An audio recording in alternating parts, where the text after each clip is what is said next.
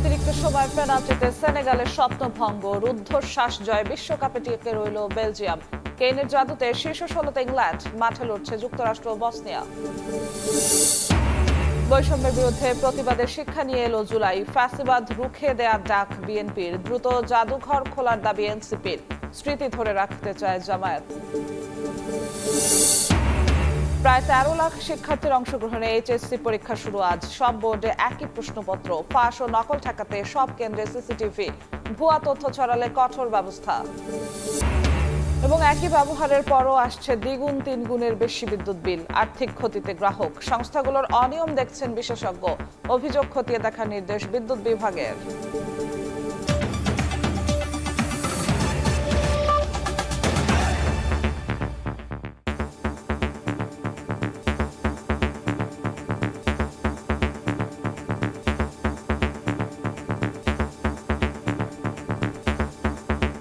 ভোরের সময় সঙ্গে আছি আমি জিন্নাতারা জশুয়া। শুরুতে বিশ্বকাপ ফুটবলের খবর। রুদ্ধশ্বাস লড়াইয়ে বিশ্বকাপে টিকে রইল বেলজিয়াম। অতিরিক্ত সময়ের পেনাল্টিতে সেনেগালকে হারিয়ে নাটকীয় প্রত্যাবর্তন করল দ্য রেড ডেভিলস।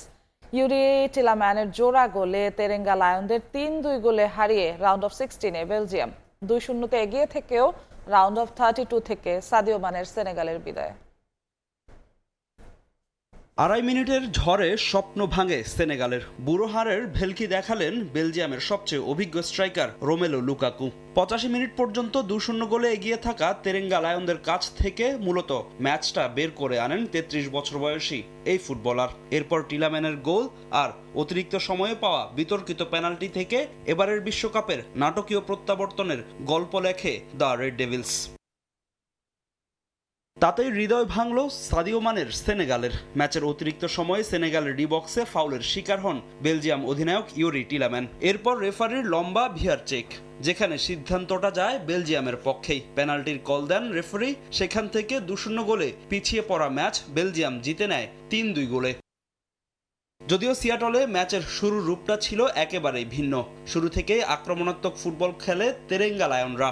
গোল পেতেও বেশি সময় লাগেনি তাদের। ২৫ মিনিটে সাদিও মানের দুর্দান্ত ক্রস থেকে ইসমাইল সারের হেডে বল পোস্টে লেগে ফিরে এলেও রিবাউন্ডে জালে জড়ান হাবিব দিয়ারা।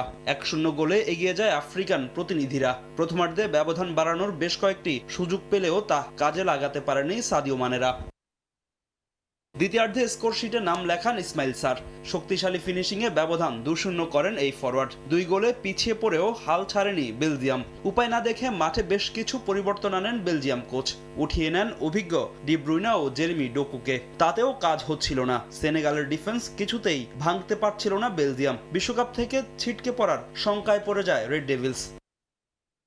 তবে বেলজিয়ামের ত্রাতা হয়ে আসেন বদলি নামা লুকাকু। ৮৫ মিনিটে থমাস মুনিয়রের অ্যাসিস্ট থেকে রেড ডেভিলদের ম্যাচে ফেরান এই ফুটবলার। তখনও হয়তো আসন্ন বিপদ আঁচ করতে পারেনি সেনেগাল। ৩ মিনিট পর আবারও সেনেগালের ডিফেন্স ভাঙে বেলজিয়াম ফরওয়ার্ডরা। লিওনার্দো ট্রোসার্ডের বাড়ানো বল থেকে রীতিমতো ফ্রি হেডার থেকে গোল করে ব্যবধান ২-২ করেন ইউরি টিলাম্যান। আর তাতেই আক্ষেপ বাড়ে সেনেগালের। রাউন্ড অফ 32 থেকে বিদায় নিতে হয়েছে তেরেঙ্গা লায়নদের। আর নাটকীয় জয়ে রাউন্ড অফ 16-এ বেলজিয়াম। ফাহিম ইসলাম, সময় সংবাদ। অন্য ম্যাচে আটলান্টায় ইংলিশদের ত্রাণকর্তা হ্যারি কেইন, তারই জোড়া গোলে কঙ্গোর কাছ থেকে জয় ছিনিয়ে নিয়েছে ইংল্যান্ড। বিশ্বকাপের গোল সংখ্যায় পেলেকে ছাড়িয়ে গেছেন কেইন। আর ২-১ ব্যবধানে জিতে শীর্ষ ১৬ নিশ্চিত করেছে থ্রি লায়ন্স। রাউন্ড অফ 16-এ তাদের প্রতিপক্ষ মেক্সিকো। বিশ্বকাপের ইতিহাসে প্রথমে গোল হজম করে ইংল্যান্ডের কামব্যাক করার নজির খুব কম। ১৯৬৬ বিশ্বকাপের পর আর কখনোই এমন অসাধ্য সাধন করতে পারেনি থ্রি লায়ন্স। ৬০ বছর পর হ্যারি কেইনের সুবাদে পিছিয়ে পড়েও ম্যাচ জিতল ইংল্যান্ড। তবে আটলান্টা স্টেডিয়ামে ইংলিশদের কঠিন পরীক্ষার মুখোমুখি ফেলে দেয় ডিআর কঙ্গো। এক প্রকার খাদের কিনারায় পড়ে যায় থ্রি লায়ন্স। অঘটন শিকারের দ্বার প্রান্তে চলে যায় থমাস টুকেল শিষ্যরা। তবে ম্যাচের শেষ কোয়ার্টারে গর্ডন কেইন জুটি কোনো অঘটন ঘটতে দেয়নি। সেই সঙ্গে জোড়া গোল করে বিশ্বকাপ ইতিহাসে পেলেকে টপকে ১৩ গোল নিয়ে জাস্ট ফান্টেইনের সঙ্গে ষষ্ঠ সর্বোচ্চ গোল স্কোরার এখন হ্যারি কেইন। ডিআর কঙ্গো এগিয়ে যায় ম্যাচের 7 মিনিটে। দ্য লিওপার্ডসদের লিড এনে দেন ব্রায়ান চিপাঙ্গা। সেই গোল খেয়ে ম্যাচে ফেরার চেষ্টা চালায় হ্যারিকেনরা। তবে কঙ্গো গোলরক্ষক এমপিস নাজুইয়ের দৃঢ়তায় গোলের মুখ দেখেনি রাশফোর্ড বেলিংহামরা। তবে প্রথমার্ধে বেশ কয়েকটি বিতর্কিত সিদ্ধান্ত ইংল্যান্ডের বিপক্ষেই দেন ম্যাচ রেফারি। 1-0 গোলে পিছিয়ে পড়ে বিরতিতে যায় ইংলিশরা। দ্বিতীয়ার্ধে ম্যাচে ফিরতে প্রাণপণ চেষ্টা চালায় ইংল্যান্ড, তবে কিছুতেই কঙ্গোর রক্ষণ ভাঙতে পারছিল না ইংলিশ ফরওয়ার্ডরা। উপায় না দেখে পরিবর্তন আনেন থমাস টুকেল। মাঠে নামেন অ্যান্টোনিও গর্ডন ও এবেরেচি এজে। ফ্রেশ লেগ নিয়ে নতুন উদ্যমে শুরু করে থ্রি লায়ন্স। এবারের বিশ্বকাপে নিষ্প্রভ থাকা গর্ডনকে নিয়ে হয়েছিল আলোচনা। সঠিক সময়ে জ্বলে উঠলেন এই ফরওয়ার্ড। 75 মিনিটে তার অ্যাসিস্ট থেকেই ম্যাচের সমতায় ফেরান কেইন। এর 10 মিনিট পরে আবারও গর্ডন কেইন ম্যাজিক। ম্যাচ অতিরিক্ত সময়ে গড়াতে দেয়নি এই জুটি। দুর্দান্ত এক গোলে ডিআর কঙ্গোর জয়ের স্বপ্ন ভেঙে চুরমার করেন ইংলিশ অধিনায়ক। তাতেই রাউন্ড অফ 16 নিশ্চিত হয়ে যায় থ্রি লায়ন্সদের, যেখানে তাদের জন্য অপেক্ষা করছে মেক্সিকো। ফাহিম ইসলাম, সময় সংবাদ। রাউন্ড অফ 32 এর ম্যাচে লড়ছে যুক্তরাষ্ট্র ও বসনিয়া হার্জেগোভিনা। এই মুহূর্তে সান ফ্রান্সিসকোতে আছেন সহকর্মী এসএম ইকবাল ও লস্কর আল মামুন। সরাসরি যাচ্ছি তাদের কাছে। ইকবাল,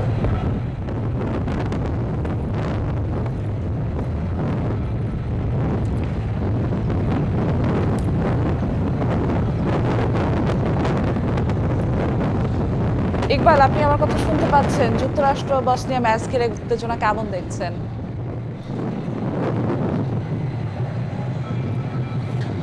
শুরু হয়ে গেছে মার্কিন যুক্তরাষ্ট্রের রাউন্ড অফ 32 অর্থাৎ নকআউট পর্ব মিশন। আমরা যেমনটি দেখেছিলাম গ্রুপ পর্বের শেষ ম্যাচটা অর্থাৎ তুরস্কের বিপক্ষে ম্যাচটা বাদ দিলে দুর্দান্তভাবে কিন্তু এবারে বিশ্বকাপ শুরু করেছে মার্কিন যুক্তরাষ্ট্র। যদিও তুরস্কের ম্যাচটিতে তাদের গুরুত্বপূর্ণ কয়েকজন ফুটবলারকে বিশ্রামে রেখেছিলেন মাউরিসিও পচেত্তিনো, এবার কিন্তু সেরা একাদশকে নিয়ে তিনি মাঠে নেমেছেন। আমার সঙ্গে রয়েছেন সহকর্মী লস্কর আল মামুন। মামুন ভাই, ম্যাচ শুরু হয়ে গিয়েছে, 6 মিনিটের মতো খেলা রয়েছে। কি মনে করছেন এবারে এই ম্যাচকে? আপনি নিশ্চয়ই দর্শকদের একটা গর্জন শুনতে পাচ্ছেন, আমাদের ঠিক পিছনে এই গর্জনটা শুনতে পাচ্ছেন। তো এই গর্জন মনে হচ্ছে যখনই দর্শকদের গর্জন, সেটি কিন্তু নিঃসন্দেহে বলা চলে যে সেটি যুক্তরাষ্ট্রের আক্রমণ ভাগের সফলতার কারণে সেই গর্জনটি আসছে। আর তাহলে বোঝা যাচ্ছে যে ম্যাচের যে এরই মধ্যে আমরা যেটা লক্ষ্য করেছি সার্ভে রয়েছেন এবং যুক্তরাষ্ট্র কিন্তু বেশ প্রাপ্তির অবস্থায় রয়েছে। সো আমরা যেটা খেয়াল করেছি যে আমাদের এই ম্যাচটি আজকে যুক্তরাষ্ট্রের এই খেলাটি নকআউট পর্বের প্রথম যে ম্যাচটি, এবং এই ম্যাচটি এরই মধ্যে যে তাদের সামনে অনেক ঘুরতে হবে, তাদের স্বপ্ন কিন্তু অনেক বড় এবং সেই বড় স্বপ্ন কিন্তু দর্শকরা দেখা শুরু করে। তো পক্ষান্তরে আমরা বলতে চাই যে বসনিয়া এবার কিন্তু নতুন চমক দেখিয়েছে বিশ্বকাপের এই আসরে এবারের, এবং তারাও কিন্তু অপেক্ষা করবে একটি ভালো কিছু করার, সেটি কিন্তু তাদের সমর্থকদের রয়েছে। এক্স্যাক্টলি মামুন, আপনি যেমনটি বলছিলেন, আপনারাও শুনছেন যে গর্জন কিন্তু আপনারা শুনতে পাচ্ছেন। একেবারে আমরা স্টেডিয়ামের সামনে দাঁড়িয়ে রয়েছি। ভেতরে আমাদের পেছনে কিন্তু যুক্তরাষ্ট্র একেবারে চেপে ধরেছে বসনিয়া।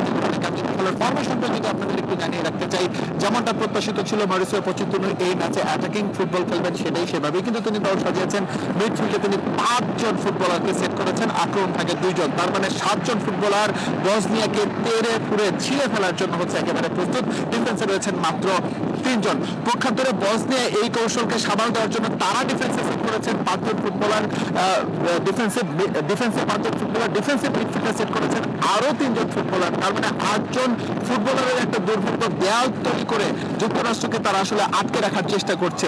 আসলে তাদের এই ম্যাচের কৌশল থাকবে যুক্তরাষ্ট্রকে কোনোভাবে আটকে রেখে ম্যাচটা যদি এক্সট্রা টাইমে নিয়ে যাওয়া যায় এবং পরবর্তীতে পেনাল্টি শুটআউট, কারণ আমরা জানি পেনাল্টি শুটআউটে ম্যাচ কিন্তু এনিবডিজ গেম হয়ে যায়। সেখানে যারা স্থান চাপ ধরে রেখে স্পট কিক নিতে পারবেন তারাই জিতে যেতে পারবেন। আপনার কাছে কি মনে হয় যুক্তরাষ্ট্র যে ফরওয়ার্ডরা ফেলেছেন? এর আগে লাইভে আপনি জানিয়েছিলেন যে ক্রিস্টিয়ান পুলিসিককে কিন্তু কৌশলগত কারণে বসিয়ে রাখা হয়েছিল, এই ম্যাচে তাকে রেখেই গেম প্ল্যান সেট করা হয়েছে। তিনি এই যুক্তরাষ্ট্রের এই টিমটার নিউক্লিয়াস। আপনার কাছে কি মনে হয় পুলিসিককে আটকে রাখার মতো সামর্থ্য কি হচ্ছে বসনিয়ার আছে কিনা? যেমনটি দেখছিলেন যে পুলিসিককে ঠেকানোর জন্য কিন্তু 2 জন খেলোয়াড় তার পেছনে রয়েছেন। পাশাপাশি কিন্তু আমরা জানি টেলর অ্যাডামস থেকে শুরু করে আরও 4 জন খেলোয়াড় রয়েছে। আপনি যেমনটি বলছিলেন যে বসনিয়ার লক্ষ্য হচ্ছে রক্ষণ দুর্গকে আরো সক্রিয় করে একটি অতিরিক্ত সময়ের মধ্যে গিয়ে পেনাল্টি শুট আউট অর্থাৎ একটি ভাগ্যের খেলার দিকে চেষ্টা করা, সেটি যেমন বলেছেন। এর পাশে আমরা কিন্তু এটাও লক্ষ্য করেছি যে বসনিয়াও কিন্তু চেষ্টা করবে এর মধ্যে থেকে যদি কোনো কাউন্টার অ্যাটাক করে তারা কোনো কিছু অঘটন ঘটানো যায় কিনা। কিন্তু একটি জিনিস মনে রাখতে হবে যে আজকের যে যুক্তরাষ্ট্র খেলছে তাদের নিজেদের মাঠে এবং নিজেদের দর্শক সবকিছু তাদের এবং আবহাওয়া, আজকে দেখছেন যে চমৎকার রৌদ্রোজ্জ্বল একটা আবহাওয়া, এখন বিকেল 5টা বেজে কিছু সময় হয়েছে এবং এই দেখেন সূর্যর একেবারে ঝলমলে সূর্য এবং চমৎকার একটি আবহাওয়ার মধ্যে খেলা হচ্ছে। এই আবহাওয়ায় কিন্তু এই কন্ডিশনে কিন্তু আপনার সাধারণত যুক্তরাষ্ট্রের খেলারও অনেক বেশি অভ্যস্ত এবং এটি চেনা তাদের মাঠ। এবং দেখেন তারা কিন্তু লস অ্যাঞ্জেলেস থেকে সান ফ্রান্সিসকো ড্রাইভ করে আসলে হয়তো 6 ঘন্টা 5 ঘন্টার ডিফারেন্স, এত কাছ থেকে তারা চলে আসছে, কিন্তু বসনিয়াকে আসতে হচ্ছে অনেক দূর থেকে। সেটি কিন্তু ভ্রমণ চাকরির বিষয় রয়েছে, সেগুলোও রয়েছে। এবং যুক্তরাষ্ট্র কিন্তু শুরুতেই লস অ্যাঞ্জেলেসে তাদের অভিষেক শুরু করেছে, সে থেকে কিন্তু তারা অ্যাপয়েন্টে তাদের বেসটা এবং সেখান থেকে তাদের এখানে খুবই সব কাছাকাছি, অর্থাৎ যত ধরনের সুবিধা অর্থাৎ সুবিধাগুলোর কিন্তু মেজরিটি হোম কান্ট্রি হিসেবে সেটি তারা নিচ্ছে এবং সেটি কিন্তু একটি বাড়তি বিষয় আজকের এই খেলার মধ্যে সেটি আমরা দেখতে পাচ্ছি। এবং আমরা ইতিমধ্যে গর্জন শুনেছি, আপনি যেমন বললেন যুক্তরাষ্ট্র ভালো করবে এবং তারা আজকে জয়লাভ করবে এমন প্রত্যাশা তাদের সমর্থক। এক্স্যাক্টলি মামুন, আমরা মামুনের কাছ থেকে শুনছিলাম যে আসলে হোম অ্যাডভান্টেজ যুক্তরাষ্ট্র নিঃসন্দেহে পাবে, তাদের হোম ক্রাউড রয়েছে, তাদের ক্লাউড ম্যান হিসেবে কাজ করে এবং একই সঙ্গে তিনি পুলিশের কথা বলছিলেন। আমরা ভালো মানের কথা বলতে পারি, এই দুজনের কেমিস্ট্রি যদি জমে ওঠে তাহলে বলা যেতেই পারে মার্কিন যুক্তরাষ্ট্র রাউন্ড অফ 32 বৈতরণী পেরিয়ে রাউন্ড অফ 16-এ তারা যাবে এবং তাদের কিন্তু সেই পটেনশিয়ালিটি রয়েছে যে এই ধাপে ধাপে নিজেদের ডেভেলপ করে এই দলটাকে আমরা রাউন্ড অফ 16 থেকে কোয়ার্টার ফাইনাল থেকে সেমিফাইনাল পর্যন্ত যদি দেখি তাহলে কিন্তু অবাক হওয়ার কিছু থাকবে না, কেননা তারা সেই সামর্থ্যের জানান দিয়েছে। তো আপাতত আমাদের কাছে এই ছিল লিভাই স্টেডিয়াম থেকে এই ম্যাচের সবশেষ তথ্য। যুক্তরাষ্ট্রের সান ফ্রান্সিসকো থেকে যুক্ত হয়েছিলেন সহকর্মী এস.এম. ইকবাল এবং লস্কর আল মামুন। এবার অন্য প্রসঙ্গ, বৈষম্যের বিরুদ্ধে প্রতিবাদের শিক্ষা নিয়ে এলো জুলাই। 24-এর 1 জুলাই থেকে 5 আগস্ট 36 দিনের আন্দোলনে পতন হয় শেখ হাসিনা সরকারের। সরকার হিসেবে শিশুসহ নিহত হন 8 শতাধিক মানুষ, আহত হন আরও প্রায় 30,000, যাদের অনেকেই পঙ্গুত্ব বরণ করেছেন, কেউ বা চোখ হারিয়েছেন। বহু ত্যাগের বিনিময়ে ফ্যাসিবাদ মুক্ত হয় বাংলাদেশ। জুলাই আগস্টের রক্তাক্ত দিনগুলির কথা জানাচ্ছেন নাজমুস সালেহী।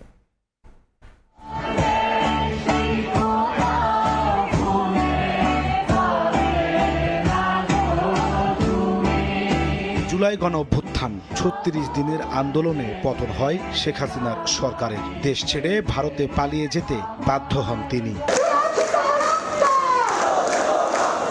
36 দিনের আন্দোলনের শুরুটা হয় 1 জুলাই থেকেই। উচ্চ আদালতের এক রায়কে কেন্দ্র করে সরকারি চাকরিতে কোটা প্রথা বাতিলের দাবিতে শুরু হয় ছাত্র আন্দোলন। ঢাকা বিশ্ববিদ্যালয় থেকে শুরু হওয়া এই আন্দোলন ছড়িয়ে পড়ে দেশের প্রতিটি বিশ্ববিদ্যালয়ে। রাস্তায় বেরিয়ে আসেন বেসরকারি বিশ্ববিদ্যালয় ও মাদ্রাসার শিক্ষার্থীরাও।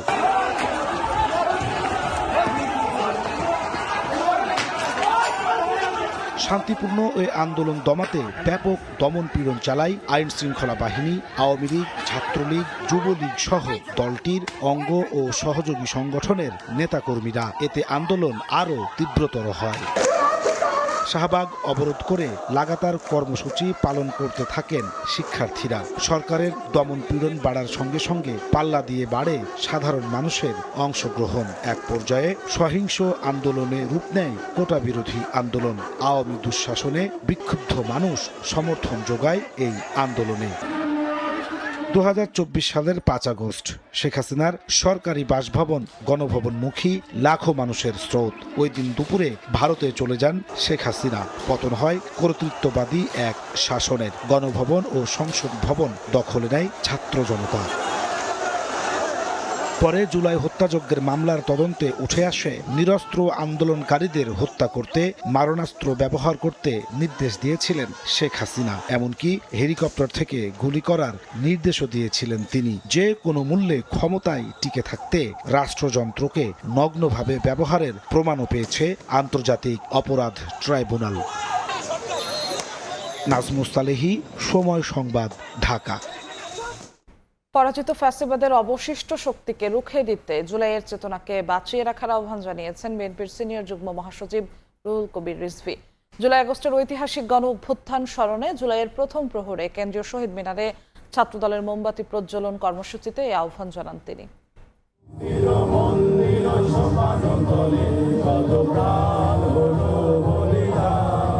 বুধবার রাত 12টা 1 মিনিট বাজার সঙ্গে সঙ্গেই মোমবাতি জ্বালিয়ে এবং নিরাপত্তা পালনের মাধ্যমে জুলাই গণ অভ্যুত্থান এবং ফ্যাসিবাদ বিরোধী আন্দোলনে শহীদদের প্রতি শ্রদ্ধা জানানো হয়।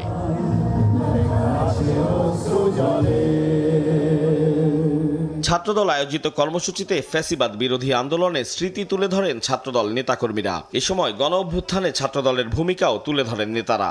জাতীয়তাবাদী ছাত্রদল এবং বিএনপি জুলাইকে সবসময় ধারণ করে, জুলাইয়ের স্মৃতিকে ধারণ করে, কারণ তারা বিশ্বাস করে যে জুলাই কোনো বিক্রয়যোগ্য চেতনানাশক ওষুধ নয়। এই অভ্যুত্থানে সবচেয়ে বেশি রক্ত যারা দিয়েছে, সবচেয়ে বেশি জুলুমের শিকার যারা হয়েছে, সবচেয়ে বেশি দানের ক্ষতি হয়েছে, সেই সংগঠনের নাম জাতীয়তাবাদী ছাত্রদল। শহীদ আবু সাইদ, শহীদ ওয়াসিম, শহীদ মুগ্ধ, শহীদ রাব্বি সহ বাংলাদেশ জাতীয়তাবাদী ছাত্রদলের যে 142 জন নেতা কর্মী ও সমর্থক শহীদ হয়েছে।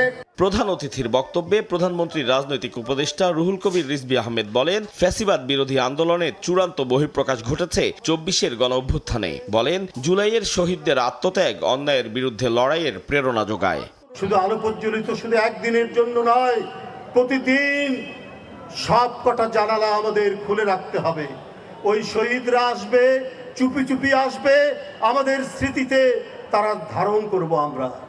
আমরা ধারণ করে আমাদের মনের মধ্যে যাতে কোনো ধরনের বিবেকহীন কোনো স্বপ্ন না জাগ্রত হতে পারে, সেই তাড়নাটা তারা দেবে। রিজভী বলেন, শহীদদের চেতনা ভবিষ্যতে কোনো স্বৈরাচার, ফ্যাসিবাদ বা গণবিরোধী শক্তিকে মাথাচাড়া দিয়ে উঠতে দেবে না। জাগ্রত তরুণ সমাজ, ছাত্র সমাজ তারা কোনোদিন ঘুমায় না। আতাউর কাউসার, সময় সংবাদ, ঢাকা। গণহত্যার দায়ে দণ্ডিত শেখ হাসিনাকে দেশে ফিরিয়ে দ্রুত ফাঁসির রায় কার্যকরের দাবি জানিয়েছে এনসিপি। অভ্যুত্থানের দ্বিতীয় বার্ষিকীতে শহীদদের গণকবর জিয়ারত শেষে নাহিদ ইসলাম বলেন, জুলাইয়ের সব হত্যা মামলার কার্যক্রম দ্রুত নিষ্পত্তি করতে হবে। 5 আগস্টের মধ্যে খুলে না দিলে জনগণই জুলাই স্মৃতি জাদুঘরের দুয়ার খুলবে বলে হুঁশিয়ারি দেন এনসিপির আহ্বায়ক। 24-এর উত্তাল জুলাই সম্মিলিত প্রতিরোধের মুখে পতন ঘটে আওয়ামী লীগ সরকারের। দেশ ছাড়তে বাধ্য হয়েছিলেন তৎকালীন প্রধানমন্ত্রী শেখ হাসিনা। স্বৈরাচারী শাসন ব্যবস্থার অবসান ঘটাতে সরকারি হিসেবে প্রাণ যায় 8 শতাধিক ছাত্র জনতার। জুলাই গণ অভ্যুত্থানের শহীদ অনেককেই বেওয়ারিশ হিসেবে দাফন করা হয় রাজধানীর রায়েরবাজার কবরস্থানে। রক্তাক্ত সেই জুলাইয়ের স্মরণে প্রথম দিনেই শহীদদের স্মরণে রায়েরবাজার জাতীয় নাগরিক পার্টি এনসিপির শীর্ষ নেতারা গণকবর জিয়ারত করে শহীদদের আত্মার শান্তি কামনায় দোয়া ও মোনাজাত করা হয়। পরে সাংবাদিকদের সঙ্গে কথা বলেন এনসিপির শীর্ষ নেতারা।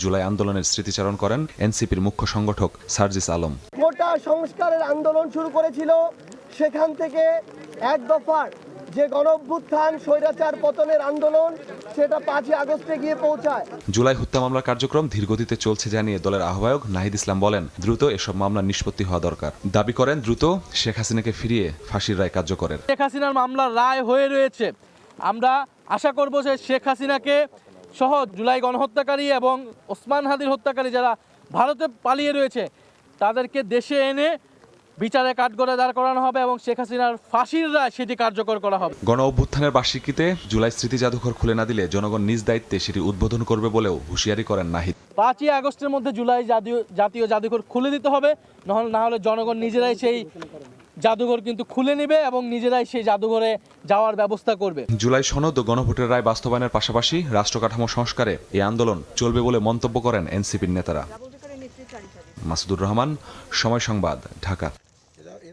সরকার গণভোটের রায় অগ্রাহ্য করায় রাজনীতিতে নতুন সংকট তৈরি হয়েছে বলে মন্তব্য করেছেন বিরোধী দলীয় নেতা ও জামায়াত আমির ডক্টর শফিকুর রহমান। সংসদের এলডি হলে বাজেট পরবর্তী মতবিনিময় সভায় একথা বলেন তিনি। জুলাই অভ্যুত্থানের আলাদা অনুষ্ঠানে শেখ হাসিনা সহ জুলাই গণহত্যাকারীদের শিগগিরই বিচার দৃশ্যমান করার দাবি জানান জামায়াত নেতারা।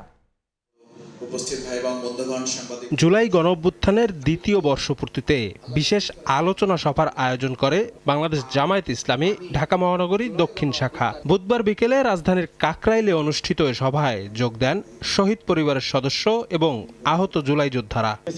পতন ঘটিয়ে এ সময় বক্তারা শেখ হাসিনা সহ জুলাই গণহত্যাকারীদের বিচার দ্রুত দৃশ্যমান করার দাবি জানান। জুলাইয়ের আকাঙ্ক্ষা বাস্তবায়নে সরকারকে শিগগিরই সংবিধান সংস্কার পরিষদ গঠনের আহ্বান জানিয়ে তারা বলেন, জীবন দিয়ে হলেও নতুন কোনো ফ্যাসিবাদের উত্থান ঘটতে দেয়া হবে না। এই শহীদ পরিবার আগামী বার্ষিকী উদযাপন যেন শেখ হাসিনার ফাঁসির মধ্য দিয়ে করতে পারে।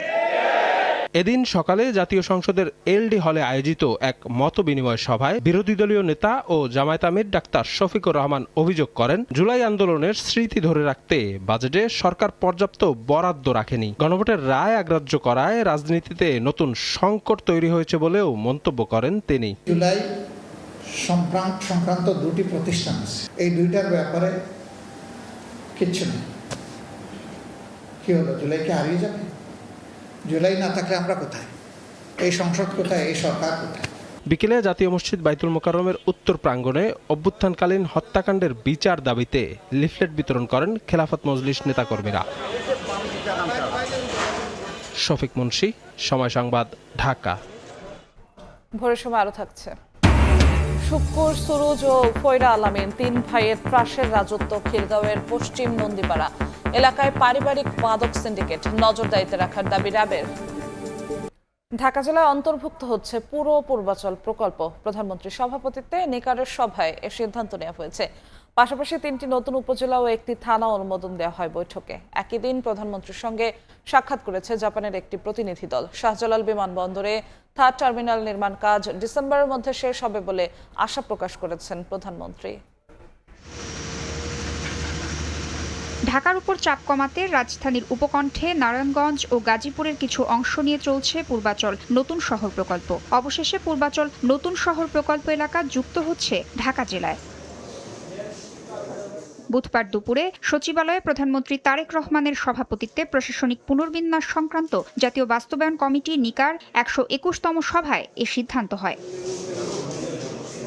পাশাপাশি 3টি নতুন উপজেলা ও একটি থানা অনুমোদন দেওয়া হয় নিকার বৈঠকে। নতুন থানা হিসেবে যুক্ত হচ্ছে চট্টগ্রামের হালদা, আর 3টি নতুন উপজেলা হিসেবে যুক্ত হচ্ছে চট্টগ্রামের ফটিকছড়ি উত্তর, কুমিল্লার বাঙ্গরা এবং ময়মনসিংহের পাগলা।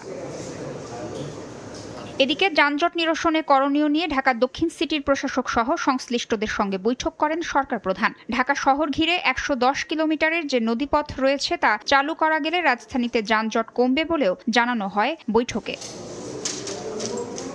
একই দিনে সচিবালয়ে প্রধানমন্ত্রীর কার্যালয়ে প্রধানমন্ত্রী তারেক রহমানের সঙ্গে সাক্ষাৎ করেন জাপানের একটি প্রতিনিধি দল। এ সময় বিভিন্ন উন্নয়ন প্রকল্প, জ্বালানি সহায়তা বৃদ্ধি এবং বাংলাদেশ জাপান অর্থনৈতিক অংশীদারিত্ব চুক্তি সহ রোহিঙ্গা সংকট নিয়ে আলোচনা হয়। পাশাপাশি বাংলাদেশ নৌবাহিনীকে 5টি পেট্রোল বোট দেওয়া হবে বলে জানায় জাপানের প্রতিনিধি দল।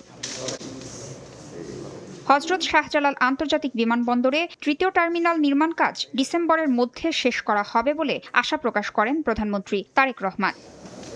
তাসনিয়া নিশাত, মিম, সময় সংবাদ, ঢাকা। এইচএসসি ও সমমানের পরীক্ষা শুরু হচ্ছে আজ। এবার সব শিক্ষা বোর্ডে একই প্রশ্নপত্রে হবে পরীক্ষা। অংশ নিচ্ছে 12,70,583 শিক্ষার্থী। নকল ও প্রশ্নফাঁস সহ অনাকাঙ্ক্ষিত ঘটনা ঠেকাতে সব কেন্দ্রে সিসিটিভি ক্যামেরা স্থাপন করে মনিটরিং করা হবে বলে জানিয়েছেন শিক্ষামন্ত্রী। সামাজিক মাধ্যমে বিভ্রান্তিকর তথ্য ছড়ালে কঠোর ব্যবস্থার হুঁশিয়ারি তার। অভিন্ন প্রশ্নপত্রে বৃহস্পতিবার থেকে শুরু হচ্ছে চলতি বছরের এইচএসসি ও সমমানের পরীক্ষা। এতে অংশ নিচ্ছে 12,70,583 শিক্ষার্থী। আমাদের প্রস্তুতি আল্লাহর রহমতে খুবই ভালো। অভিন্ন ভিত্তিক প্রশ্নের সম্মুখীন হচ্ছি, সেজন্য একটু নার্ভাস লাগলেও আলহামদুলিল্লাহ আমাদের পরিস্থিতি খুবই ভালো। প্রশ্ন স্ট্যান্ডার্ড মানের হলে এবং পরীক্ষা সুন্দরভাবে হলে তাহলে আমরা অবশ্যই আশা রাখি আমরা সবাই ভালো রেজাল্ট করতে পারবো। উচ্চ মাধ্যমিক পরীক্ষা শুরুর আগের দিন সচিবালয়ে সংবাদ সম্মেলন তুলে ধরা হয় পরীক্ষা সংক্রান্ত খুঁটিনাটি নানা তথ্য। সকল বোর্ডে মোট পরীক্ষার্থীর সংখ্যা 12,70,583 জন। শিক্ষা উপদেষ্টা মাহাদি আমিন বলেন, ভয় নয়, শিক্ষার্থীরা যাতে সুন্দর পরিবেশে পরীক্ষা দিতে পারে সেই ব্যবস্থা নেওয়া হচ্ছে।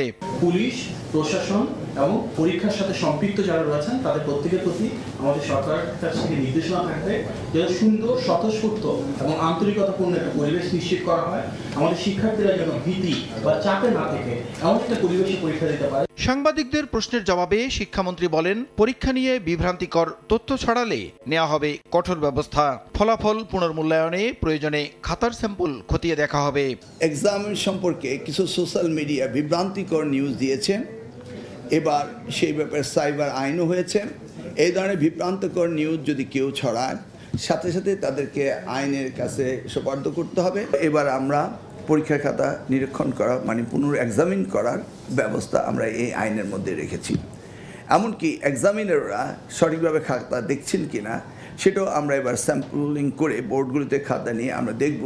প্রশ্নপত্র ফাঁসসহ যে কোনো অপ্রীতিকর ঘটনা এড়াতে কেন্দ্রীয় মনিটরিংয়ের আওতায় থাকবে সব কেন্দ্র, জানানো হয় ব্রিফিংয়ে। নিরাপত্তার জন্য যারা থাকছেন তাদের কাছে বডি ক্যামেরা থাকবেন। এবছর রেজিস্ট্রেশন করেও প্রায় 44% পরীক্ষার্থী ফর্ম পূরণ করেননি, এমন তথ্য তুলে ধরে শিক্ষা মন্ত্রণালয়। এই জন্য আমরা প্রসূন আশিস, সময় সংবাদ, ঢাকা। মানবিক ও অন্তর্ভুক্তিমূলক বাংলাদেশ গড়তে সমাজের কোনো মানুষকে পিছিয়ে রাখা যাবে না মন্তব্য করেছেন সমাজ কল্যাণ এবং মহিলা ও শিশু বিষয়ক মন্ত্রী ডাক্তার AJM জাহিদ হোসেন। বুধবার বিকেলে দিনাজপুরে অনগ্রসর জনগোষ্ঠীর জীবনমান উন্নয়ন কর্মসূচির আওতায় দক্ষতা উন্নয়ন প্রশিক্ষণের সমাপনী অনুষ্ঠানে তিনি কথা বলেন। আমরা প্রত্যেকটা মানুষকে প্রশিক্ষণ দেওয়ার পর তার যাতে কর্ম করে খেতে পারে সেই জন্য তাকে আমরা সহযোগিতা করব, যাতে করে সে তার এলাকাতে, তার শহরে, তার উপজেলায় সে কাজ করে খেতে পারে এবং সে যাতে পরনির্ভরশীল না হয়, সে যাতে নিজে উদ্যোক্তা হয়, আরও 2টি মানুষকে সে তার যে প্রতিষ্ঠান সেখানে সে কাজ দিতে পারে। আমরা সেই লক্ষ্য, অর্থাৎ নতুন উদ্যোক্তা সৃষ্টি এবং বেকারত্ব লাঘব করা এবং মানুষকে আর্থিকভাবে ক্ষমতায়ন করা, বিশেষ করে পিছিয়ে পড়া মানুষগুলোকে, এই লক্ষ্যে আজকে আমাদের এই উদ্যোগ। বিদ্যুতের ব্যবহার প্রায় একই রকম, কিন্তু কেটে নেওয়া হচ্ছে আগের তুলনায় 2-3 গুণেরও বেশি টাকা। এতে বড় অঙ্কের আর্থিক ক্ষতিতে অসংখ্য গ্রাহক। এটিকে নিছক কারিগরি ত্রুটি নয়, বরং বিদ্যুৎ সংস্থাগুলোর আর্থিক অনিয়ম হিসেবে দেখছেন বিশেষজ্ঞরা। আর বিদ্যুৎ বিভাগ বলছে, অভিযোগ খতিয়ে দেখতে নির্দেশনা দেওয়া হয়েছে বিতরণ কোম্পানিগুলোকে। মিজানুর রহমান মিন্টুর ছবিতে ফারুক ভাইয়া রবিনের রিপোর্ট। 6,500 টাকার উপরে রিচার্জ করে রাজধানীর মোহাম্মদপুরের বাসিন্দা সিজা রহমান গত 5 বছর আছেন একই বাসায়। সাধারণত 1,500 থেকে 2,000 টাকায় সীমিত থাকে মাসের বিদ্যুৎ খরচ, কিন্তু জুনে এক লাফে তা অস্বাভাবিক হারে বেড়েছে কয়েক গুণ। এটা টোটালি একটা ভুতুরে ব্যাপার মনে হচ্ছে, যেটা একেবারে অস্বাভাবিক। এটা কখনোই হয় নাই, স্বাভাবিকের তুলনায় 3-4 গুণ বেশি অলরেডি আমরা রিচার্জ করে ফেলেছি। জাস্ট 15 দিনে আমরা 6,500 করেছি, আর তার আগে তো যেটা করেছি অলমোস্ট 8-9 হাজার টাকার মতো আমাদের এই 1 মাসে করা হয়ে গেছে। সাবেক সরকারি কর্মকর্তা লতিফ বক্সির অভিজ্ঞতাটা আরও তিক্ত। প্রিপেড মিটার রিচার্জের 3 দিনের মধ্যে নজিরবিহীনভাবে কেটে নেওয়া হয়েছে 7,000 টাকার বেশি। 28 তারিখে আমি 8,000 টাকা রিচার্জ করলাম, 28, 29, আজকে হলো 30, আজকে আমার ব্যালেন্স হলো 961 টাকা। কিভাবে সম্ভব? অ্যাভারেজ আমার প্রতি মাসে প্লাস মাইনাস 5,000 টাকায় হয়ে যায়, কিন্তু আমার এই মাসে যেভাবে হয়েছে এটা মানে অবিশ্বাস্য। কমপ্লেন করলে বলে আমাদের কিছু করার নাই। রাজধানীতে এমন অভিযোগ অগণিত গ্রাহকের। জুন থেকে বিদ্যুতের দাম বাড়ানো হয়েছে বটে, তবে যে হারে টাকা কাটা হচ্ছে তা একেবারে অস্বাভাবিক। বিদ্যুতের ব্যবহার প্রায় একই রকম থাকলেও জুনে এসে বিল গুনতে হচ্ছে আগের তুলনায় 2-3 গুণেরও বেশি। এরকম ভাবে তো কোনো সময় কাটে নাই, টাকা ভরতেছি টাকা চলে যাচ্ছে, কেন কাটতেছে এটা কোনো সদুত্তর তারা দিতে পারতেছে না। এখন বিদ্যুতের দাম বাড়লে তাই বলে কি একদিনে 300, 400, 500 টাকা করে একটা ঘরের বিদ্যুৎ চার্জ করে? 1,000 টাকা 1 মাসে উপরে যেত, কিন্তু এখন আমার 2,000 টাকা 1 মাস যায় নাই। গত মাসে যে ব্যবহার ছিল আমার এই মাসে সেম ব্যবহারই আছে, কিন্তু আমার গত মাসে ছিল আমার 1,500 টাকা ছিল, এখন আমার হয়ে গেল 4,000 টাকা। তাহলে তো অস্বাভাবিক মনে হবেই। এরকম ভাবে হইলে তো আমরা চলতে পারতেছি না, আমাকে আট থেকে কারেন্টের বিলই বেশি যেতে আছে। অস্বাভাবিক হারের এই বিদ্যুৎ বিল বিতরণ সংস্থাগুলোর আর্থিক অনিয়মের কৌশল বলে অভিযোগ কারো কারো। গ্রাহকদের প্রতি বিদ্যুৎ বিতরণ কোম্পানিগুলো কতটা দায়বদ্ধ তা নিয়ে প্রশ্ন আছে কম বেশি। অতিরিক্ত বিদ্যুৎ বিল নেওয়া সহ হরহামেশাই গ্রাহক ভোগান্তির যেসব অভিযোগ সামনে আসছে তা নিয়ন্ত্রণে বিতরণ কোম্পানিগুলোকে জবাবদিহিতার আওতায় আনার তাগিদ দিচ্ছেন বিশেষজ্ঞরা। এরা এত বেশি চালাক হয়ে গেছে, ম্যানুয়ালি আগে যে চুরি করতো এখন ডিজিটালি এটা করছে। নোবডি ইজ অ্যাকাউন্টেবল, তাই তো হচ্ছে। কোনো এই ডিজিটাল মিটারের রং প্রোগ্রাম যদি থেকে থাকে অথবা এই ওভার রিডিংয়ের যদি যে জিনিসটা হচ্ছে, এটার জন্য কোনো অফিসারের তো চাকরি যায় নাই, কোনো লাইনম্যান তো শোকজ হয় নাই, কারোই তো কিছু হয় নাই। তো না হলে এটা শাস্তিটা কার হবে? স্টেট মিনিস্টার আছে এখানে, একটা ফুল মিনিস্টার আছে, তো হোয়াট দে আর ডুইং। বিদ্যুৎ বিভাগ অবশ্য বলছে অভিযোগ আমলে নিয়ে প্রয়োজনীয় ব্যবস্থা নিতে বিতরণ কোম্পানিগুলোকে নির্দেশনা দেওয়া হয়েছে। অলরেডি আমরা সব ইউটিলিটিকে বলে দিয়েছি এই বিষয়গুলো সর্বোচ্চ সতর্কতা দিয়ে দেখতে, কোনো গ্রাহকের যদি কোনো হয়রানি হয় তাদেরকে প্রপারলি অ্যাটেন্ড করতে। গ্রাহকদের বিদ্যুৎ অফিসে গিয়ে সরাসরি কিংবা হটলাইনে অভিযোগ জানানোর অনুরোধ করেছে বিদ্যুৎ বিভাগ। ফারুক ভিয়া, রবিন, সময় সংবাদ, ঢাকা। ভোরের সময় আরো থাকছে। যশোরের ভৈরব নদ খননে ৩৫ কোটি টাকা ব্যয় হলেও মেলেনি ন্যূনতম সুফল। অপরিকল্পিত সেতু ও কালভার্টের কারণে ফেরেনি জোয়ার ভাটা, দখল দূষণে পরিণত ময়লা। ৩ ভাইয়ের অপরাধের রাজত্ব রাজধানীর খিলগাঁওয়ের পশ্চিম নন্দীপাড়া। শুক্কুর আলী, সুরজ ভূঁইয়া ও ফৈরা আলামিন ৩ ভাই মিলে গড়েছেন ত্রাসের রাজত্ব। ভয়ভীতি ছড়িয়ে এলাকায় ১৫ বছর ধরে তৈরি করেছেন পারিবারিক মাদক সিন্ডিকেট। 2 ভাই চালান মাদক কারবার, আরেকজন আবার হাইওয়েতে ডাকাত চক্রের হোতা। 3 ভাইয়ের নামে অস্ত্র, মাদক সহ 30 মামলা থাকলেও জামিন যেন তাদের কাছে ডাল ভাত। র্যাব বলছে তারা নজরদারিতে আছে, বের হয়ে অপরাধে জড়ালেই গ্রেফতার। মাসুদুর রহমানের রিপোর্ট।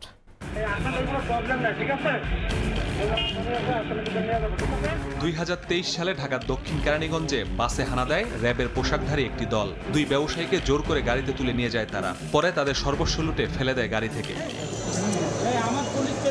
1 মাসেরও বেশি সময়ের চেষ্টায় গ্রেফতার করা হয় সেই ডাকাত দলের 6 সদস্যকে। সামনে আসে দুর্ধর্ষ ডাকাত ফৈরা আলামিনের নাম।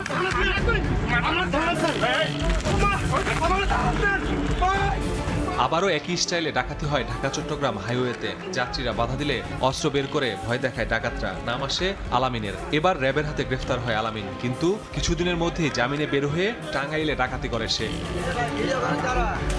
এমন তথ্যের সূত্র ধরে রাজধানীর ডেমরায় ডাকাতির প্রস্তুতির সময় আলামিনকে হাতে নাতে গ্রেফতার করে র্যাব। উদ্ধার করা হয় অস্ত্রগুলি, র্যাবের পোশাক, ওয়াকিটকি সহ ডাকাতির বিভিন্ন আলামত।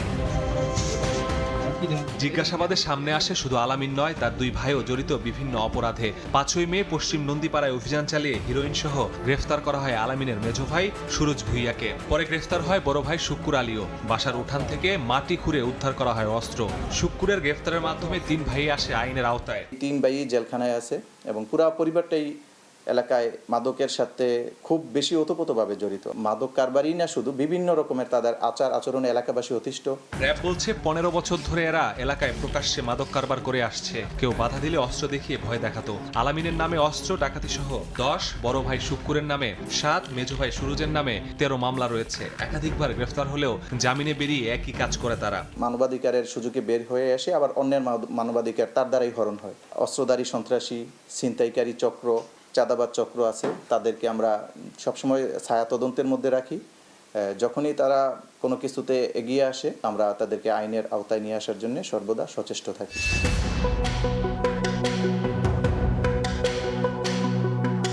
এমন অপরাধী পরিবারের খোঁজ নিতে যাওয়া হয় পশ্চিম নন্দীপাড়ায়। এলাকার সবাই এদের চিনলেও ভয়ে কেউই বাসার ঠিকানা দিতে চাচ্ছিলেন না। গোপনে জানান এদের বিরুদ্ধে একাধিকবার অভিযোগ দিয়েও কোনো লাভ হয়নি। ওরা নিজেরই খারাপ, ওরা দোষ গেলাম, বহু চেষ্টা করছে, অবজেকশন দিচ্ছে, আর থানায় দিয়েছে,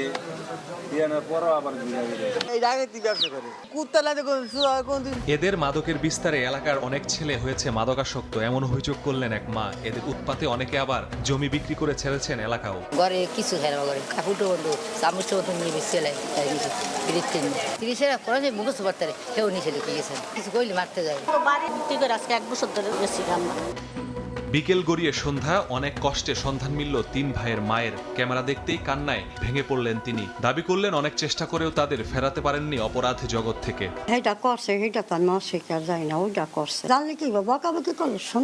সন্তানের এমন অপকর্মের জন্য লজ্জিত এই মা। পশ্চিম নন্দীপাড়ার 3 ভাই আলামিন, সুরজ, শুক্কুর, এদের বিরুদ্ধে 30টির বেশি মামলা। অস্ত্র, মাদক মামলা থাকলেও এরা হরহামেশায় জামিনে বের হয়ে এলাকায় এসে আবারও একই কাজ করেন। 1 মাসের ব্যবধানে আবারও 3 জন গ্রেফতার হয়েছেন। এবার এলাকাবাসীর দাবি যাতে তারা আর জামিনে সহজে বের হতে না পারে, তাহলে এলাকার পরিবেশ ঠিক থাকবে।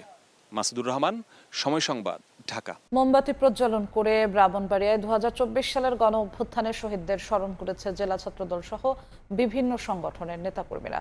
বুধবার রাত 8টার দিকে ব্রাহ্মণবাড়িয়া জেলা ছাত্রদলের আয়োজনে সরকারি কলেজ প্রাঙ্গণে এই কর্মসূচি পালন করা হয়। এ সময় বক্তারা বলেন, গত 16 বছরের ফ্যাসিবাদী শাসন থেকে মুক্তি এনে দেয় 2024 সালের জুলাই। এই অর্জনে রক্ত দিয়ে জীবন উৎসর্গ করেন হাজারো ছাত্র জনতা। এ সময় ছাত্রদলের নেতাকর্মীরা বলেন, জুলাইয়ের চেতনাকে ধারণ করে আগামী দিনেও ফ্যাসিবাদকে রুখে দেবে দেশের জনগণ।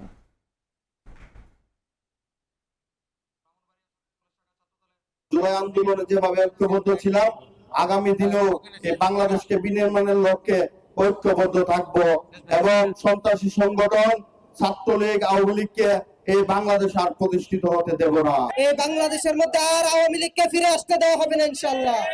আওয়ামী লীগ নিষিদ্ধ সংগঠন, তাদেরকে বাংলাদেশে রাজনীতি করার অধিকার নাই। আপনাদের মধ্যে ঐক্য থাকতে হবে, সন্ত্রাসী সংগঠন যাতে এই দেশে আর কোনো মাথাচাড়া দিয়ে না উঠতে পারে। জুলাই গণ অভ্যুত্থানের শহীদদের প্রতি শ্রদ্ধা জানিয়ে রংপুরে মোমবাতি প্রজ্বলন কর্মসূচি পালন করছে বেগম রোকেয়া বিশ্ববিদ্যালয়ের ছাত্রদল। বুধবার রাতে বিশ্ববিদ্যালয়ের শহীদ মিনারে মোমবাতি প্রজ্বলনে অংশ নেন শিক্ষার্থীরা। এ সময় জুলাই আন্দোলনের প্রথম শহীদ বেগম রোকেয়া বিশ্ববিদ্যালয়ের শিক্ষার্থী আবু সাইদ সহ সকল শহীদদের স্মরণ করা হয়। পরে বিশ্ববিদ্যালয়ের স্বাধীনতা স্মারক মাঠে জুলাই অভ্যুত্থানের 36 মিনিট 36 সেকেন্ডের একটি ডকুমেন্টারি প্রচার করা হয়।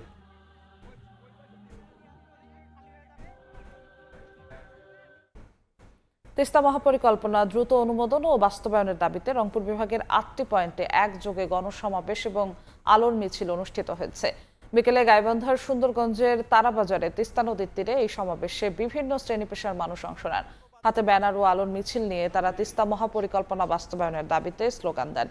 একই সময়ে রংপুর বিভাগের 8টি স্থানে একযোগে কর্মসূচি পালন করা হয়। সংসদে প্রধানমন্ত্রী তিস্তা মহাপরিকল্পনা বাস্তবায়নের যে প্রতিশ্রুতি দিয়েছেন আন্দোলনকারীরা সেটিকে স্বাগত জানালেও এখন তারা চান দ্রুত একনেকের অনুমোদন ও বাস্তবায়নের সুনির্দিষ্ট রোডম্যাপ। সময়বদ্ধ রোডম্যাপ ঘোষণা করা হবে, এই দাবিতে আমরা আজকে তিস্তার তীরে তীরে 8টা পয়েন্টে হাজার হাজার মানুষ এই মেসেজ দেওয়ার জন্য দাঁড়িয়েছি। দ্রুত তিস্তা মহাপরিকল্পনা বাস্তবায়নে একনেকে অনুমোদন এবং সময়বদ্ধ রোডম্যাপ ঘোষণা করা। একনেকে অনুমোদন দিতে হবে, তারপরে তিস্তা মহাপরিকল্পনা বাস্তবায়নের জন্য বাজেট বরাদ্দ দিতেই হবে। যশোরের ভৈরব নদ খননে 350 কোটি টাকা ব্যয় হলেও ন্যূনতম সুফল মেলেনি। পানি উন্নয়ন বোর্ডের দাবি, বিভিন্ন সংস্থার অপরিকল্পিত সেতু ও কালভার্টের কারণে নদে ফেরেনি জোয়ার ভাটা, চলছে না নৌযানও, উল্টো দখল দূষণে পরিণত হয়েছে কচুরিপানা ও ময়লার ভাগাড়ে।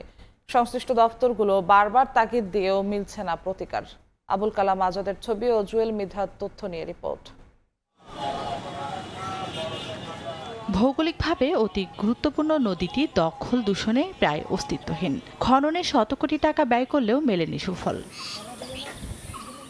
ভারতের গঙ্গা থেকে উৎপত্তি হয়ে মেহেরপুর, চুয়াডাঙ্গা, ঝিনাইদহ, যশোর ও খুলনা হয়ে বঙ্গোপসাগরে মিশেছে ঐতিহাসিক ভৈরব নদ। দক্ষিণ পশ্চিমাঞ্চলের মানুষের দাবির মুখে 2018 সালের 18 জানুয়ারি যশোরের চৌগাছা থেকে অভয়নগরের আফরাঘাট পর্যন্ত 96 কিলোমিটার নদী খনন কাজ শুরু হয়। 2023 সালে শেষ হওয়া এই প্রকল্পে ব্যয় ধরা হয় 279 কোটি 12 লাখ 75 হাজার টাকা। বিপুল পরিমাণ অর্থ খরচ করেও স্বচ্ছ পানি নয়, যশোরবাসী পেয়েছে কচুরি পানা আর ময়লার ভাগাড়। আমাদের এই নদী খনন হয়েছে 4-5 বছর হয়েছে, কিন্তু এই কালভার্টের কারণে মনে করেন জোয়ার ভাটাও আসে না, নদী ভরে গেছে পটে। আমাদেরকে যে স্বপ্ন দেখানো হয়েছিল সেই স্বপ্নটা আসলে আমরা বাস্তবায়নে কোনো কিছু দেখতে পারলাম না। তুলনায় সমন্বয় নেই, সংকীর্ণ কালভার্ট, সেতু এইগুলো হচ্ছে এই খননকে ক্ষতিগ্রস্ত করেছে। পানি উন্নয়ন বোর্ডের দাবি, নদীর গতিপথ সচল না হওয়ার পেছনে মূল বাধা বিভিন্ন সরকারি সংস্থার তৈরি করা অপরিকল্পিত সেতু ও কালভার্ট। সংশ্লিষ্ট দপ্তর বরাবর তাগিদ দিয়েও মিলছে না প্রতিকার। অপ্রশস্ত ব্রিজ এবং কালভার্টগুলো নির্মাণকারী সংস্থা কর্তৃক যদি অপসারণ করে নতুন প্রশস্ততায় এবং নতুন গভীরতায় ব্রিজসমূহ নির্মাণ করা যায়, তাহলে ভৈরব নদ তার পূর্বের রূপ ফিরে পাবে। পানি উন্নয়ন বোর্ডের তথ্য মতে ভৈরব নদের উপর মোট 54টি অপরিকল্পিত কালভার্ট ও সেতু রয়েছে। এলজিডি বলছে কয়েকটি সেতু নতুন করে নির্মাণের প্রক্রিয়া চলছে। কোন কোন স্ট্রাকচারের প্রতিবন্ধকতা সৃষ্টি করছে ভৈরব নদে পানি আসার জন্য সেগুলো চিহ্নিত করে সেগুলো রিসার্ভে করে ফিজিবিলিটি স্টাডি করে পুনরায় প্রকল্প নিয়ে এটা হচ্ছে মন্ত্রণালয় থেকে বরাদ্দ এবং অনুমোদন নিয়ে এগুলো কাজগুলো বাস্তবায়ন করতে হবে। বিভিন্ন সেতু ও কালভার্টের মধ্যে এলজিডি রয়েছে 26টি, সড়ক ও জনপথ বিভাগের 4টি, ত্রাণ ও পুনর্বাসন বিভাগের 19টি, রেলওয়ের 1টি, দুর্যোগ ব্যবস্থাপনা অধিদপ্তরের 1টি এবং বিএডিসির 3টি। সময় সংবাদ, যশোর। কক্সবাজার সমুদ্র সৈকতের বালিয়াড়িতে গড়ে ওঠা সব ঝুপড়ি দোকান স্বেচ্ছায় সরিয়ে নেওয়ার চূড়ান্ত নির্দেশ দিয়েছে জেলা প্রশাসন। নির্দেশনা অমান্য করলে নেওয়া হবে আইনগত ব্যবস্থা। 1 জুন আদেশে স্বাক্ষর হলেও 1 মাস পর প্রকাশ করে বিচ ম্যানেজমেন্ট কমিটি। ইতিমধ্যে সৈকতে চলছে মাইকিং। তবে প্রশাসনের এই সিদ্ধান্তে অনিশ্চয়তা ও উদ্বেগে কয়েক হাজার ক্ষুদ্র ব্যবসায়ী। বিস্তারিত জানাচ্ছেন সুজাউদ্দিন রুবেল। কক্সবাজার সমুদ্র সৈকতের সুগন্ধা পয়েন্টে বালিয়াড়ি জুড়ে সারি সারি ঝুপড়ি দোকান, ট্রিপল আর ভ্যান গাড়ির অস্থায়ী স্থাপনা। কয়েক মাস আগেও যে বালিয়াড়ি ছিল দখলমুক্ত, সেখানে ফিরেছে পুরনো চিত্র। পরিবেশবাদীদের দাবির মুখে চলতি বছরের মার্চে কক্সবাজারের সফরে এসে স্বরাষ্ট্রমন্ত্রী বালিয়াড়ি দখলমুক্ত করার নির্দেশ দেন। জেলা প্রশাসনের অভিযানে উচ্ছেদ করা হয় সহস্রাধিক অবৈধ দোকান ও স্থাপনা। কিন্তু মাত্র 3 মাসের মাথায় আবারও দখলে চলে গেছে সৈকতের বালিয়াড়ি। এদিকে জেলা প্রশাসনের আদেশে জানানো হয়, আদালতের নির্দেশনা ও কার্ডের শর্ত লঙ্ঘন করে বালিয়াড়িতে অবৈধভাবে ব্যবসা পরিচালনা করার কারণে সৈকতের সব সাময়িক কার্ড বাতিলের সিদ্ধান্ত হয়েছে। পাশাপাশি নতুন কোনো সাময়িক কার্ড ইস্যু করা হবে না। এছাড়া চলতি বছরের 30 জুন এই মেয়াদ শেষ হওয়ার পর বিদ্যমান কার্ডও আর নবায়ন করা হবে না। এরই মধ্যে ব্যবসায়ীদের দ্রুত নিজ উদ্যোগে দোকান ও অন্যান্য স্থাপনা সরিয়ে নেওয়ার নির্দেশ দেওয়া হয়েছে। অন্যথায় তাদের বিরুদ্ধে আইনগত ব্যবস্থা গ্রহণ করা হবে বলে সতর্ক করা হচ্ছে। বিচ ম্যানেজমেন্ট কমিটির যেগুলো কার্ড দেওয়া হয় ব্যবসায়ীদেরকে, সেগুলো দেবে না, আর পুনরায় নবায়নও দেওয়া হবে না। তো তাদের সরিয়ে দেওয়ার জন্য নিজ নিজ দায়িত্বে বলা হয়েছে। আমরা মাইকিং করতেছি। বুধবার দিনব্যাপী সমুদ্র সৈকতের 3টি পয়েন্টে করা হয় মাইকিং, যা নিয়ে উদ্বিগ্ন সৈকত পাড়ে কয়েক হাজার ক্ষুদ্র ব্যবসায়ী। তবে ব্যবসায়ী সমিতির নেতাদের দাবি, উচ্ছেদের আগে ব্যবসায়ীদের যেন পুনর্বাসন করা হয়। 20-25 বছর ধরে ব্যবসার সাথে জড়িত, এটা ছাড়া আমি আর কিছু শিখিও নাই। শেষ সম্বলটা যদি চলে যায় তাহলে আমাদের এখন পথের মধ্যে ভিক্ষা করা ছাড়া বিকল্প আর কোনো রাস্তা নেই। 20,000 পরিবার, আমরা এখন কি করে চলবো? সবাই তো এখন চিন্তায় পড়ে গেছে, কোথায় যাবে, কি খাবে না খাবে, এতগুলি মানুষ। এই ব্যাপারে জেলা প্রশাসক ক্যামেরার সামনে কথা না বললেও জানান, আদালতের নির্দেশনা অনুযায়ী সৈকতের বালিয়াড়ি দখলমুক্ত করা হবে। সুজাউদ্দিন রুবেল, সময় সংবাদ, কক্সবাজার। খুলনার কয়রা উপজেলা জুড়ে বিভিন্ন সড়ক নির্মাণ ও সংস্কারে নানা অনিয়মের অভিযোগ উঠেছে। কোথাও সড়ক দিনের পর দিন খুঁড়ে ফেলে রাখা হয়েছে, কোথাও ইটের খোয়া কিংবা বালু ফেলে উধাও ঠিকাদারি প্রতিষ্ঠান। এরই মধ্যে একটি সড়কের পিচ ঢালাইয়ের 3 দিনের মাথায় হাতের চাপে উঠে যেতে দেখা গেছে। দীর্ঘদিন ধরে যোগাযোগ ব্যবস্থার এমন বেহাল দশায় ক্ষুব্ধ স্থানীয়রা। আব্দুল হালিমের ক্যামেরায় তানজিম আহমেদের রিপোর্ট। নির্মাণের মাত্র 3 দিন পর নতুন সড়কের পিচ হাতের চাপে উঠে যাচ্ছে। কোথাও সামান্য টান দিতেই খসে পড়ছে কার্পেটিংয়ের আস্তরণ। সম্প্রতি এমন চিত্র দেখা গেছে খুলনার কয়রা উপজেলার মাদারবাড়িয়া রোনবাগ সড়কের। এতে ক্ষুব্ধ স্থানীয়রা। তবে ঠিকাদার বলছে, ভাবমূর্তি ক্ষুণ্ণ করতে রাস্তা খুঁড়ে এ অবস্থা করেছে প্রতিপক্ষরা। তোমরা চাঁদাবাজি করতে আইছো এবং ভাইরাল ধান্দায় এখানে আসছো। এখন আমরা যখন তাদের এটা একটু মানে কঠিন ভাষায় কথা বলি, তখন তারা আমাদের কথার কোনো উত্তর না দিয়ে পলায় চলে যায়। যে পরিমাণ আর কি অর্থ বরাদ্দ আছে, সেই অর্থ বরাদ্দ অনুযায়ী এই রাস্তার ম্যানুয়াল অনুযায়ী রাস্তাটা করা হোক। অদ্যাবধি পর্যন্ত যে দুর্নীতি হয়েছে, রাস্তাটি যতটুকু করার কথা ছিল আমার মনে হয় 40% কাজও করে না এখানে। খুচি দা খুমটা দিয়ে খুচি তুলে ফেলে, এটা সরকারের ভাবমূর্তি। সাধারণত আপনার একটা পিসি রাস্তা করলে মিনিমাম 2 সপ্তাহ থেকে 28 দিন পর্যন্ত এর সম্পূর্ণ অর্জন করতে সময় লাগে। ওই রাতের আধারেও রাস্তাটির অনেক অংশে প্রায় 300 মিটার রাস্তা খুঁড়িয়ে ফেলে। শুধু এ সড়ক নয়, কয়রা উপজেলা জুড়ে স্থানীয় সরকার প্রকৌশল অধিদপ্তরের অধীনে বিভিন্ন প্রকল্পে 5টি সড়কের নির্মাণ ও সংস্কার কাজ চলছে। তবে এসব সড়ক কোথাও খুঁড়ে ফেলে রাখা হয়েছে, কোথাও ইটের খোয়া কিংবা বালু ফেলে গা ঢাকা দিয়েছে ঠিকাদারি প্রতিষ্ঠান। এতে বর্ষায় কাদাপানি এবং শুকনো মৌসুমে ধুলাবালির কারণে দুর্ভোগ পোয়াচ্ছে এলাকাবাসী। এই রাস্তার এই পানি গিয়ে এই পুকুরের জল হচ্ছে খারাপ, পুকুরের মাছও থাকে না, সমস্ত সমস্যা আমাদের একটা ভ্যানের রাস্তা এখন চলতে যায় না। ধুলু ময়লা, ঘর বাড়ি থাকে না, গা হাত পা থাকে না।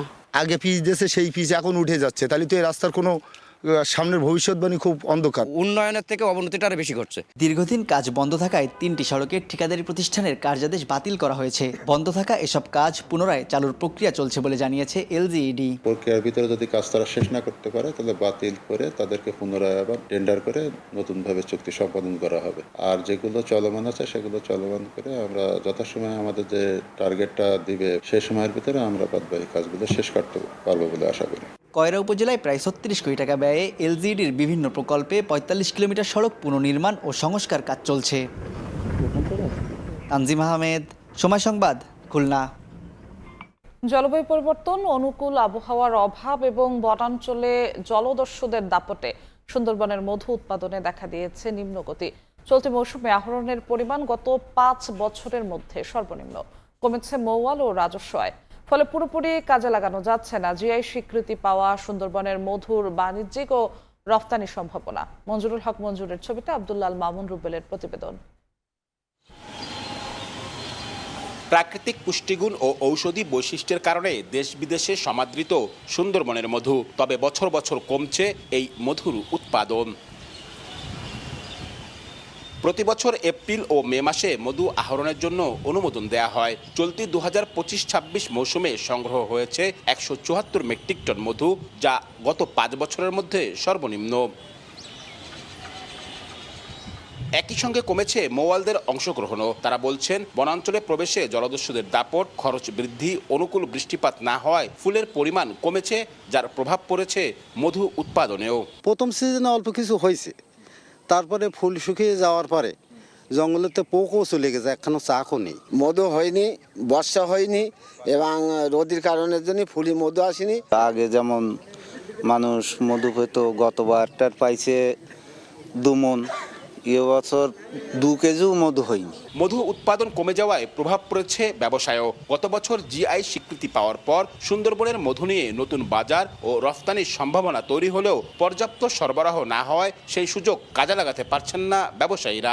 ডে বাই ডে নতুন কাস্টমার আমার বৃদ্ধি পাচ্ছে, সুতরাং যদি এই সময় আমি মধু কালেকশন বেশি না করতে পারি, আমি কিন্তু হিউজ পরিমাণ সার্ভিসটা দিতে পারতেছি না। সুন্দরবনের জীববৈচিত্র্য, জলবায়ু পরিবর্তন ও মৌসুমী আবহাওয়ার পরিবর্তনের সঙ্গে মধু উৎপাদনের সরাসরি সম্পর্ক রয়েছে।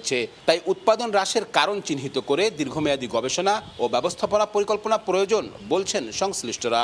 ইভেন এনভায়রনমেন্টাল বা ইম্প্যাক্ট কিছু হতে পারে, ক্লাইমেট চেঞ্জের কিছু ইম্প্যাক্ট হতে পারে, মৌমাছি তাদের ক্যারেক্টারিস্টিক্সে কোনো সমস্যা থাকতে পারে, জিনেটিক কোনো সমস্যা থাকতে পারে। এগুলো আসলে সবগুলোই কিন্তু রিসার্চের ব্যাপার এবং 1 বছর 2 বছরের ডেটা দিয়ে এটা আসলে কোনো ট্রেন্ড বের করা এই মুহূর্তে যাচ্ছে না। চলতি মৌসুমে মধু আহরণের মাধ্যমে বন বিভাগের রাজস্ব আয় হয়েছে 27,84,000 টাকা, যা আগের মৌসুমে ছিল 33 লাখ টাকার বেশি।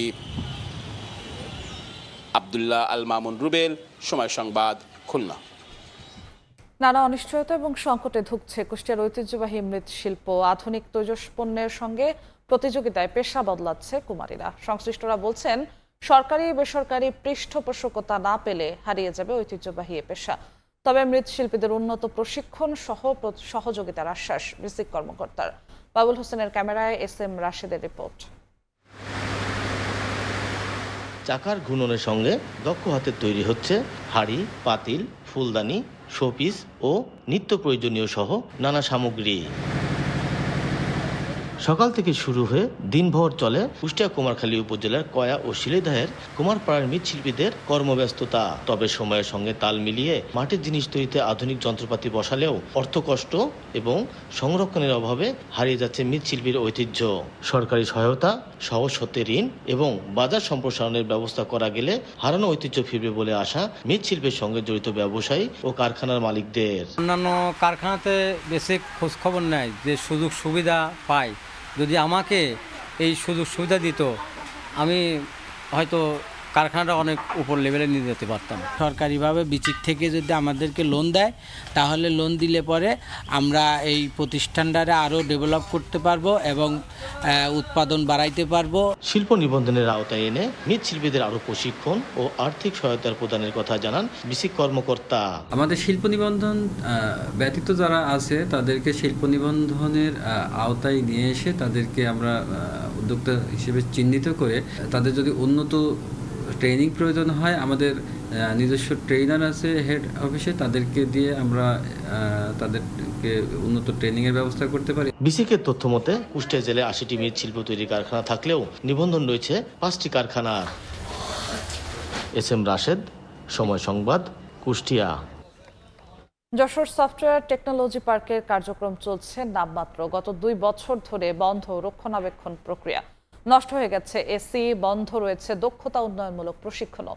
পার্কের ভেতরে মাদক সেবীদের আনাগোনা ও নিরাপত্তা ঘাটতির অভিযোগও তুলেছেন বিনিয়োগকারীরা। এ অবস্থায় দেশের আইটি খাতের এই বড় বিনিয়োগকে বাঁচাতে দ্রুত সরকারি তদারকি ও কার্যকর পদক্ষেপ নেওয়ার দাবি সংশ্লিষ্টদের।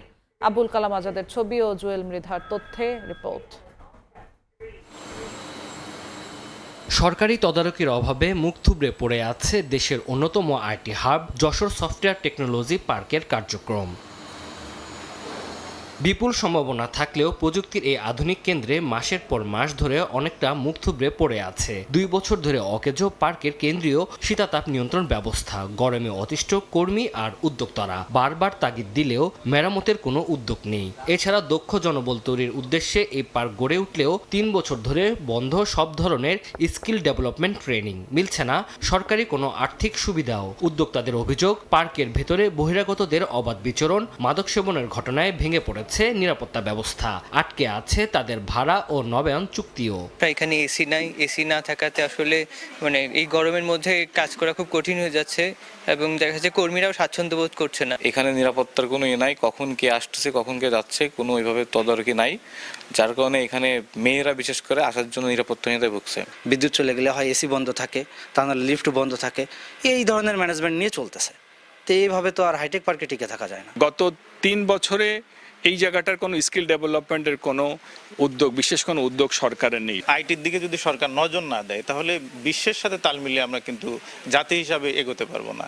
তো এইটার দিকে যদি সরকার নজর দেন, সরকার যদি এদিকে মনোযোগ দেন এবং আমাদের সহযোগিতা করেন, তাহলে আমরা বিশ্বাস করি যে বাংলাদেশ উপকৃত হবে, জাতি উপকৃত হবে এবং আইটি সেক্টরের উন্নতি হবে। পার্ক কর্তৃপক্ষের দাবি, সব সমস্যা চিহ্নিত করে ঊর্ধ্বতন কর্তৃপক্ষকে জানানো হয়েছে। আমাদের এন্ড থেকে আমরা সর্বোচ্চ চেষ্টা করছি আসলে বিনিয়োগকারীদের সাপোর্ট দেওয়ার। বিনিয়োগকারীরাও আমাদেরকে যথেষ্ট সহযোগিতা করছে। আমরা সমন্বিতভাবেই আসলে পার্কের সমস্যাগুলো সমাধানের চেষ্টা করছি। 2017 সালে প্রায় 305 কোটি টাকা ব্যয় নির্মিত এই পার্কে বর্তমানে 61টি প্রতিষ্ঠানের অফিস রয়েছে, যার মধ্যে 46টি চলমান। এছাড়া বিনিয়োগকারী না মেলায় 28,000 স্কোয়ার ফিট জায়গা পড়ে আছে। সময় সংবাদ, যশোর। 20 বছরেও চালু হয়নি মেহেরপুরের রশিকপুর মাধ্যমিক বিদ্যালয়। মামলা জটিলতা কাটলেও সঠিক উদ্যোগের অভাবে পরিত্যক্ত পড়ে রয়েছে ভবন। স্কুলের অভাবে আশেপাশের গ্রামের শিক্ষার্থীরা যাচ্ছে দূরের শিক্ষা প্রতিষ্ঠানে। দ্রুত সমস্যার সমাধানের দাবি এলাকাবাসীর। শিক্ষা বিভাগ বলছে বিশেষ আদেশে স্কুলটি চালু করা সম্ভব। ফয়সাল হোসেনের ছবিতে বেনিয়ামিনের রিপোর্ট। মেহেরপুরের রশিকপুর, রতনপুর, ঢোলমারি ও পরানপুর গ্রামের শিক্ষার্থীরা যাচ্ছে অন্য স্কুলে। নিজ এলাকা থেকে 7 থেকে 10 কিলোমিটার দূরে যেতে হয় তাদের। পথিমধ্যে থাকে সড়ক দুর্ঘটনার ঝুঁকি আর বখাটেদের উৎপাতের শঙ্কা। এছাড়াও স্কুলে পৌঁছে কিংবা বাড়ি ফিরে ক্লান্তি তো আছেই। অথচ এসব শিক্ষার্থীর নিজ গ্রাম থেকে 1 কিলোমিটার দূরে পড়ে রয়েছে নির্মিত সরকারি স্কুল ভবন। 2006 সালে স্কুলটি নির্মিত হলেও আজও চালু হয়নি। দীর্ঘ এই 20 বছরে ভবনটি এখন জরাজীর্ণ। দরজা, জানালা, লাইট, ফ্যান, আসবাবপত্র সহ লক্ষাধিক টাকার মালামাল নষ্ট হয়েছে। স্কুলটি দ্রুত চালুর দাবি শিক্ষার্থীদের। আমরা এত দূরে স্কুল আসতে গিয়ে হাঁপিয়ে যাই, মানে আমাদের অনেক কষ্ট হয়। গ্রামে একটা স্কুল থাকলে অনেক ভালো হতো। সাইকেল বা পায়ে হেঁটে এই স্কুল থেকে যাতায়াত করি। যানবাহনের সম্মুখে পড়ে আমাদের অনেক বন্ধু বা আমাদের অনেকেই দুর্ঘটনার শিকার হয়। যদি রশিদপুর স্কুলটি খোলে তাহলে আমাদের জন্য অনেক ভালো হবে। এলাকাবাসী বলছেন মামলা জটিলতায় স্কুলটি বন্ধ হলেও পরবর্তীতে নেওয়া হয়নি সঠিক উদ্যোগ, আর মামলাকারী জমিদাতার রয়েছে অধিকার বঞ্চিত হওয়ার অভিযোগ। এই স্কুলটা যদি চালু হয় তা আমাদের 3-4 গ্রামের লোকজনের সুবিধা কত? জানলা দরজা কেউ খড়ি ফেলছি, কেউ গোবর ফেলছি, কেউ গমের নাড়া বোঝাই গেছি, স্কুল পানাকার খেয়াল নেই।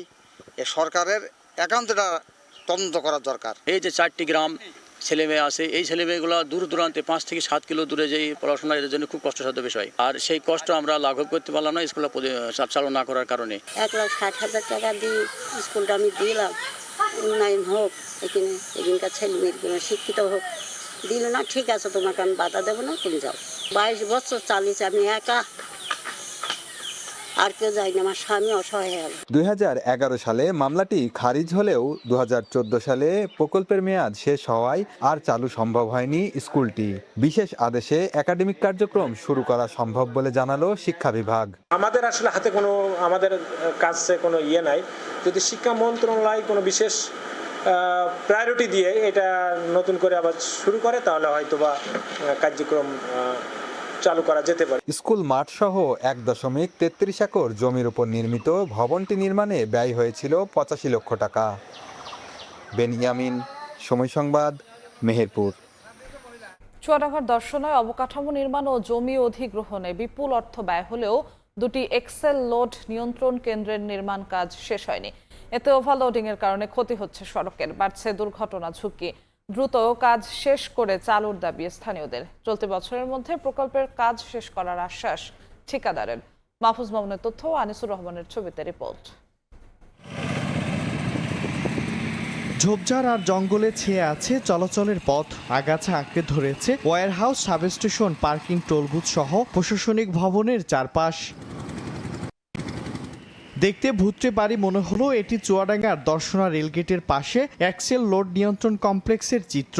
ভারত থেকে রেলপথে পাথর, ভুট্টা, খৈল, ভুসি সহ বিভিন্ন পণ্য আমদানি করে রাখা হয় এখানে। পরে সেসব পণ্য ট্রাকে করে সরবরাহ করা হয় দেশের বিভিন্ন অঞ্চলে। অতিরিক্ত লোড বহনের কারণে সড়কের ক্ষয়ক্ষতি রোধে 2021 সালের অক্টোবর মাসে রেলগেটের অদূরে 9 একর জমির উপর দুটি এক্সেল লোড নিয়ন্ত্রণ কেন্দ্রের নির্মাণ কাজ শুরু হয়। 2023 সালের মার্চ মাসে কাজ শেষ হওয়ার কথা থাকলেও দফায় দফায় মেয়াদ বাড়িয়েও নির্মাণ কাজ শেষ করতে পারেনি ঠিকাদারি প্রতিষ্ঠান। এভাবেই পড়ে আছে, সরকারের তো অনেক টাকা পয়সা নষ্ট। এত টাকা বিনিময়ে কাজটা হচ্ছে এবং এইটা আমরা দেখতে পাচ্ছি যে জনগণের কোনো কাজে আসছে না। এই নিয়ন্ত্রণ কাজ শুরু করে তাহলে আমার মনে হয় এটা অনেকটাই নিরসন হবে এবং রাস্তাও রক্ষা পাবে। তবে প্রকল্পের প্রায় 80% কাজ শেষ হয়েছে দাবি করে বাকি কাজ চলতি বছর শেষ করার আশ্বাস ঠিকাদারি প্রতিষ্ঠানের। চুয়াডাঙ্গা এবং দর্শনা দুইটি বাউন্ডের কাজ আমরা সম্পন্ন করছি। এখানকার প্রায় 90 থেকে 95% কাজ আমরা শেষ করে ফেলেছি অলরেডি। জমি অধিগ্রহণ সহ দুটি এক্সেল লোড নিয়ন্ত্রণ কেন্দ্রের নির্মাণ ব্যয় ধরা হয় 36 কোটি টাকা। সময় সংবাদ, চুয়াডাঙ্গা। ভোরের সময় ছিল আমার কাছে। পরবর্তী সংবাদগুলো জানাতে যুক্ত হবেন সহকর্মী মেজবাউল আলিফ। ধন্যবাদ যশোয়া। বিদ্যালয় পরিচালনা কমিটি গঠন কেন্দ্রকে করে মোংলায় দুপক্ষের সংঘর্ষে 15 দিন পরেও কাটেনি উত্তেজনা। অভিযোগ রয়েছে হামলার সময় লাঞ্ছনার শিকার হন কয়েকজন শিক্ষকও। ভাঙচুর করা হয় স্কুলের অফিস কক্ষ এবং মূল্যবান আসবাবপত্র। এই ঘটনায় শিক্ষার্থীদের পাঠদান অনিশ্চিত হয়ে পড়েছে। মাহমুদ হাসানের তথ্য এবং মাসুদ রান্নার ছবি নিয়ে রিপোর্ট। বিদ্যালয়ের পরিচালনা কমিটি গঠনকে কেন্দ্র করে এলাকায় টান টান উত্তেজনা, দফায় দফায় হামলা আর মামলায় আতঙ্কিত শিক্ষার্থী ও অভিভাবকরা। ঘটনার 15 দিন পেরিয়ে গেলেও এখনও বিদ্যালয়ে যেতে অনীহা শিক্ষার্থীদের। সন্তানদের নিরাপত্তা নিয়ে উদ্বিগ্ন অভিভাবকরা। এতে ব্যাহত হচ্ছে পাঠদান কার্যক্রম। একটি শিক্ষা প্রতিষ্ঠানে শিশু শিক্ষার্থীদের সামনে যে বিশৃঙ্খলা ঘটনা ঘটেছে সেটি শিশুদের মনে একটা বিরূপ প্রতিক্রিয়া সৃষ্টি করে। ফারুক মের্দা আর মারুফ মের্দা এই দুটো লোক এসেই স্কুলে ভাঙচুর শুরু করছে এবং স্কুলে যে প্রধান শিক্ষক এর গায়েও ওই বই খাতা ফিকে মারছে। শিক্ষিত লোক, এলাকার অভিভাবকরা, এলাকার যারা গণ্যমান্য ব্যক্তি আছে সবাই মিলে সুন্দরভাবে স্কুলটা পরিচালিত। কারণ এই স্কুল থেকেই তো আমাদের বাচ্চা কাচ্চারা বড় হইয়া মানুষের মতো মানুষ হইয়া দেশ গড়ার কারিগর হবে। ক্লাস মেলা ভাঙিয়েছে রে, ওইখানে তছনছ করছে ওরা। তরিক, নাহিদ আর ওই ম্যাডাম আছে, কারণ ম্যাডাম তো তার স্বামীর বাইরে কথা বলেন, তার ছেলের বাইরে কথা বলেন কবে? শুধু শিক্ষার্থীরাই নয়, ঘটনার রেশ কাটেনি শিক্ষকদের মাঝেও। হামলা ও লাঞ্ছনার ঘটনার পর নিরাপত্তা নিয়ে উদ্বেগ প্রকাশ করেন তারা। আমার ছেলেকে ইপটিক নিয়ে মামলা দেবে এই সমস্ত হুমকি দেখাচ্ছে। আমার ম্যাডামদের বলতেছে যে দূর দিয়ে আসে, তাদের খুব হুমকি দিচ্ছে, আমাদের হুমকি দিচ্ছে, আমাদের খুব ক্ষয়ক্ষতি করবে, এরপরে জামিন দিয়ে আসবে, জামিন দিয়ে আসার পরে আমাদের সমস্যা আছে। মনে হচ্ছে যে একটা অনাকাঙ্ক্ষিত ঘটনা ঘটেছে। এখন এটা আরও বিস্তারিত যাচাই বাছাই না করে কি ঘটনা ঘটেছে এটা এই মুহূর্তে ওইভাবে যাচাই বাছাই না করে কিছু মন্তব্য করা যাবে। ক্লাস একটা আমরা শেষ করে আসছি, এর মধ্যে আমরা আবার মিটিং ডাকবো, এর জন্য একটু প্রিপারেশন নিচ্ছিলাম। বাচ্চারা নিচে নামে একটু আমাদের এখানে আসতেছিল, ওরা হাঁটাহাঁটি করতেছিল বারান্দার মধ্যে, তো ওরা অনেক আতঙ্কিত হয়ে গেছে। এই ঘটনায় 6 জনের নাম উল্লেখ সহ 12 জনের বিরুদ্ধে থানায় বিশেষ ক্ষমতা আইনে মামলা হয়েছে। তবে পুলিশ খুঁজছে মূল আসামিকে। এখন পর্যন্ত মামলায় কোনো আসামি গ্রেপ্তার করা সম্ভব হয়নি, তবে আমাদের এই মামলায় আসামিদের গ্রেপ্তারে অভিযান অব্যাহত আছে এবং মামলার তদন্ত কার্যক্রম, যেহেতু দ্রুত বিচার আইনে মামলা হয়েছে, আমরা শীঘ্রই তদন্ত প্রতিবেদন মহামান্য আদালতে জমা দেব। গত 27 জুন সকালে মংলা সুন্দরবন ইউনিয়নের পশ্চিম বাজিকরের খণ্ড সরকারি প্রাথমিক স্কুলের মাঠে কমিটি গঠনকে কেন্দ্র করে মুখোমুখি হয় দুই পক্ষ। সংঘর্ষে আহত হন অন্তত 5 জন। এই সময় কয়েকজন শিক্ষককেও লাঞ্ছিত করার অভিযোগ উঠে। ভাঙচুর করা হয় অফিস কক্ষ সহ বিভিন্ন আসবাবপত্র। সময় সংবাদ, মংলা। ঝিনাইদহের মহেশপুর যেন ড্রাগন ফলের রাজধানী। মৌসুমে গৌরনদপুর বাজার থেকে বেচাকেনা হয় কোটি টাকার ফল। স্থানীয় চাহিদা মিটিয়ে চলে যায় দেশের বিভিন্ন প্রান্তে। নিজ জেলায় উৎপাদিত ফলের ন্যায্য মূল্য পাওয়ায় খুশি চাষিরা। নুরাস রহমান সোহাগের রিপোর্ট, ছবি তুলেছেন রামিম খান। থরে থরে সাজানো বাহারি রঙের সুস্বাদু ফল ড্রাগন। ঝিনাইদহের মহেশপুরের গৌরীনাথপুর বাজার ড্রাগনের রাজধানী হিসেবে খ্যাত। এই বাজারে দূর দূরান্ত থেকে আসেন ক্রেতারা। সকাল থেকে শুরু হয় বেচাকেনা, চলে বিকাল পর্যন্ত। ব্যবসায়ীরা জানায় মৌসুমের প্রতিদিনই বাজারের শতাধিক আড়ত থেকে কোটি টাকার ড্রাগন জেলার চাহিদা মিটিয়ে পাঠানো হয় দেশের বিভিন্ন প্রান্তে। উৎপাদিত ফল বিক্রির জন্য নিজ জেলায় বড় বাজার থাকা এবং ন্যায্য মূল্য পাওয়ায় খুশি কৃষক। বিভিন্ন এলাকা থেকে মাল এমন করে নতুন বাজারে একদম জমজমাট। গৌরীনাথপুর বাজার থেকে কিনে আমি বিভিন্ন মোকামে পাঠাই। একটা হচ্ছে চট্টগ্রাম, ফেনীতে, নোয়াখালী। আর ওটার সবচেয়ে বড় সুবিধা হচ্ছে কৃষক মাল নিয়ে আসবে, মাল বেচা কেনা করার পরে সাথে সাথে নগদ টাকা নিয়ে চলে যেতে পারে। এক জায়গায় বসে অনেক মাল কিনা যাচ্ছে, আমার যতটুকু চাহিদা ততটুকু কিনতে পারছি, বেশি ঘোরাঘুরি করা লাগে না, গাড়ির কোনো সমস্যা হয় না। ফলের নিরাপদ উৎপাদন ও বিপণনে কাজ করছে কৃষি বিভাগ। নিরাপদ ড্রাগন ফল উৎপাদনের জন্য কৃষকদের বিভিন্ন রকম জৈব বালাইনাশকের ব্যবহারে উদ্বুদ্ধ করা হচ্ছে। এছাড়াও কৃষকগণ যেন টনিক বা ওভারডোজের কোনো গ্রোথ হরমোন ব্যবহার না করেন, সেজন্য নিয়মিত তাদের সাথে উঠান বৈঠক করা হচ্ছে। গৌরীনাথপুরের এই বাজারে ঝিনাইদহের 3টি উপজেলা ছাড়াও পার্শ্ববর্তী চুয়াডাঙ্গা ও যশোরের কৃষকরাও তাদের উৎপাদিত ড্রাগন ফল বিক্রি করতে নিয়ে আসেন। লোটাস রহমান সোহাগ, সময় সংবাদ, ঝিনাইদহ। বর্ষার প্রভাবে গেল কয়েকদিনে অধিকাংশ সবজির দাম বেড়েছে কিছুটা। দামের প্রভাব পড়েছে সাধারণ মানুষের মাঝে। এ নিয়ে বিস্তারিত জানাতে মেহেরপুর বড়বাজার সবজির আড়তে রয়েছেন রিপোর্টার বেনিয়ামিন। সরাসরি যাচ্ছি তার কাছে। সকাল থেকেই জেলার বিভিন্ন প্রান্ত থেকে কিন্তু সবজি নিয়ে এই বড় বাজারের এই সবচেয়ে বড় যে পাইকারি সবজির আড়ত, এখানে ভিড় জমায় ব্যবসায়ী এবং চাষিরা। জেলার বিভিন্ন প্রান্ত থেকে কিন্তু উৎপাদিত ফসল নিয়ে চাষিরা এই আড়তটিতে ভিড় জমায়। তো গত কয়েকদিন ধরে যে বর্ষা মৌসুমের যে প্রভাব, সেই প্রভাবটি কিন্তু কিছুটা পড়েছে এই বাজারে। আমদানি কিন্তু পূর্বের তুলনায় কিছুটা কমেছে, আর আমদানি কমার কারণে কিন্তু কিছুটা সবজির দাম, কিছু সবজির দাম কিন্তু কিছুটা বাড়তি হয়েছে। সেক্ষেত্রে বর্ষা মৌসুমের কারণে কিন্তু এই সবজির দাম বেড়েছে বলে জানাচ্ছে ব্যবসায়ীরা। আমদানি বাড়লে আবার সবজির দাম কমবে, এমনটাই জানাচ্ছে তারা। তো সেক্ষেত্রে সবজির দাম যদি আমরা বলি, তাহলে যে সকল সবজি যেমন ঢেঁড়স, পটল, চিচিঙ্গা, ঝিঙ্গা, কাঁচাকলা, এই ধরনের সবজিগুলো কিন্তু 15 থেকে 20 টাকা কেজিতে বিক্রি হচ্ছে। ফল জাতীয় যে সকল সবজি যেমন কাঁঠাল, পেঁপে এগুলোও কিন্তু 15 থেকে 20 টাকা কেজিতে বিক্রি হচ্ছে। শাক পাতা জাতীয় যে সকল সবজি রয়েছে যেমন কাটোয়ার শাক, পুঁই শাক, লাল শাক, কলমি শাক কিংবা সাদা সবুজ শাক যেগুলো, সেই শাকগুলোও কিন্তু বিক্রি হচ্ছে 20 থেকে 25 টাকা কেজিতে। বাড়তি যে সবজির দাম সেটি হচ্ছে আমন, কচু, বেগুন এবং আলুর দাম। আলু কিন্তু গত কয়েকদিনে 5 থেকে 6 টাকা কেজিতে বিক্রি হচ্ছে, বেশি হয়েছে এবং সেক্ষেত্রে কিন্তু দাম যে বাড়তি সেটি কিন্তু আসলে নাগালের মধ্যে রয়েছে বলেই জানাচ্ছে। তো বর্ষার কারণে কিন্তু কিছুটা দাম বৃদ্ধি পেয়েছে, পরবর্তীতে আমদানি বাড়লে কিন্তু দাম আরো কমবে বলে জানাচ্ছে এখানকার ব্যবসায়ীরা। এই ছিল মেহেরপুরের কাঁচামাল সবজির আড়তের সর্বশেষ খবর। মেহেরপুর থেকে বেনিয়ামিন যুক্ত ছিলেন। ভোরের সময় আরো থাকছে দোহায় যুক্তরাষ্ট্র ইরান কারিগরি আলোচনা, হরমুজ নিয়ে দর কষাকষি, চুক্তি তদারকিতে যোগাযোগ মাধ্যম চালুর বিষয়ে রাজি দুপক্ষই, ফলপ্রসূ বৈঠকের দাবি ট্রাম্পের। বাগেরহাটের পাইকারি হাট কেবি মাছ বাজারে সরবরাহ কম থাকায় বেড়েছে দাম। এ নিয়ে বিস্তারিত জানাতে সেখানে আছেন সহকর্মী আলী আকবর টুটুল। সরাসরি যাচ্ছি তার কাছে। টুটুল, বাগেরহাটি একমাত্র সামুদ্রিক মাছের হাট পাইকারি হাট কেবি মাছ বাজার। এই বাজারে আসলে প্রতিদিন ভোর থেকেই আসলে বেচা কেনা শুরু হয়, তবে এখন ভরা মৌসুমের মধ্যেও কিন্তু সেই ইলিশের খুব সংকট দেখা দিয়েছে, যার ফলে বিভিন্ন অন্যান্য যে সামুদ্রিক মাছ রয়েছে সেই মাছের দাম অনেক চড়া।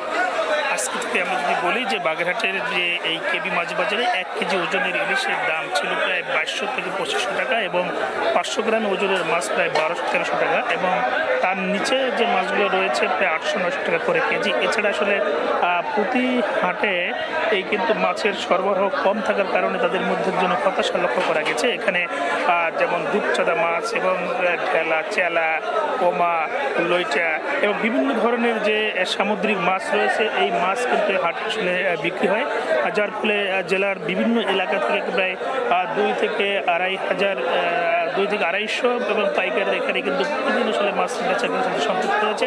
এবং আমরা জানি যে বাগেরহাটের একেবারে বৈরব নদীর তীরে এবং সাগর থেকে সরাসরি ট্রলার যোগে এবং এখানে ঘাটে এসেই নোঙ্গর করে তারা কিন্তু মাছ এই হাটে নিয়ে আসেন, যার ফলে কিন্তু এই হাটটা সবসময় জমজমাট থাকে। তবে এবছর যে ভরা মৌসুম ইলিশের, সেই ইলিশের ভরা মৌসুমে কিন্তু মাছ খুবই সংকট। এখানকার যারা আড়তদাররা রয়েছে, যারা মৎস্য ব্যবসায়ী রয়েছে, তারা কিন্তু বলছেন যে সাগরে কিন্তু মাছ ধরা কম পড়ার কারণে আসলে মাছের সরবরাহ কম, যার ফলে মাছের দামটাও একটু বেশি। তবে এখানে কিন্তু হিমায়িত যে মাছ রয়েছে, যে হিমায়িত মাছ আমরা দেখছি যেখানে একটু বিক্রি হচ্ছে এবং যার ফলে কিন্তু আসলে আমরা যদি বলি যে আসলে মাছের দাম চড়া হলেও কিন্তু তারপরেও আসলে ক্রেতারা কমছে না, কারণ এখানে একটা ঐতিহ্যবাহী মাছের হাট বা পাইকারি হাট, যার ফলে সব ধরনের মাছ এখানে পাওয়া যায়। তবে ট্রলিংয়ের কারণে আসলে মাছের যে ছোটো ছোটো ট্রলারগুলো কম পায় এবং উপকূল এলাকায় যে ইলিশের যে সরবরাহ সেটা কম রয়েছে। এমনটাই ছিল আসলে বাগেরহাটের যে কেবি মাছ বাজার থেকে বেচা কেনা সব শেষ খবর। বাগেরহাট থেকে আলী আকবর টুটুল যুক্ত ছিলেন। জামালপুরে অজ্ঞাত যুবকের লাশ উদ্ধার করা হয়েছে। বুধবার বিকেলে পৌরসভার হাটচন্দ্রার চর এলাকার ফসলের মাঠ থেকে লাশটি উদ্ধার করা হয়। স্থানীয়রা জানান, গত 2 দিন ধরে মানসিক ভারসাম্যহীন ওই যুবককে এলাকায় ঘোরাফেরা করতে দেখা যায়। পরে মাঠে ওই অজ্ঞাত লোকটির লাশ পড়ে থাকতে দেখেন তারা। খবর পেয়ে পুলিশ ঘটনাস্থলে গিয়ে মরদেহ উদ্ধার করে মর্গে পাঠানো হয়। লাশটি পরিচয় নিশ্চিতে কাজ চলছে বলে জানিয়েছে পুলিশ।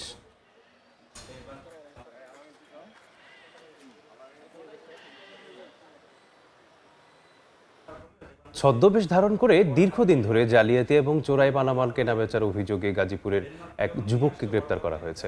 জব্দ করা হয়েছে 3টি চোরাই মোটরসাইকেল, ল্যাপটপ, প্রিন্টার এবং পুলিশের ব্যবহৃত পোশাক ও সরঞ্জাম সহ বিপুল পরিমাণ জাল নথিপত্র।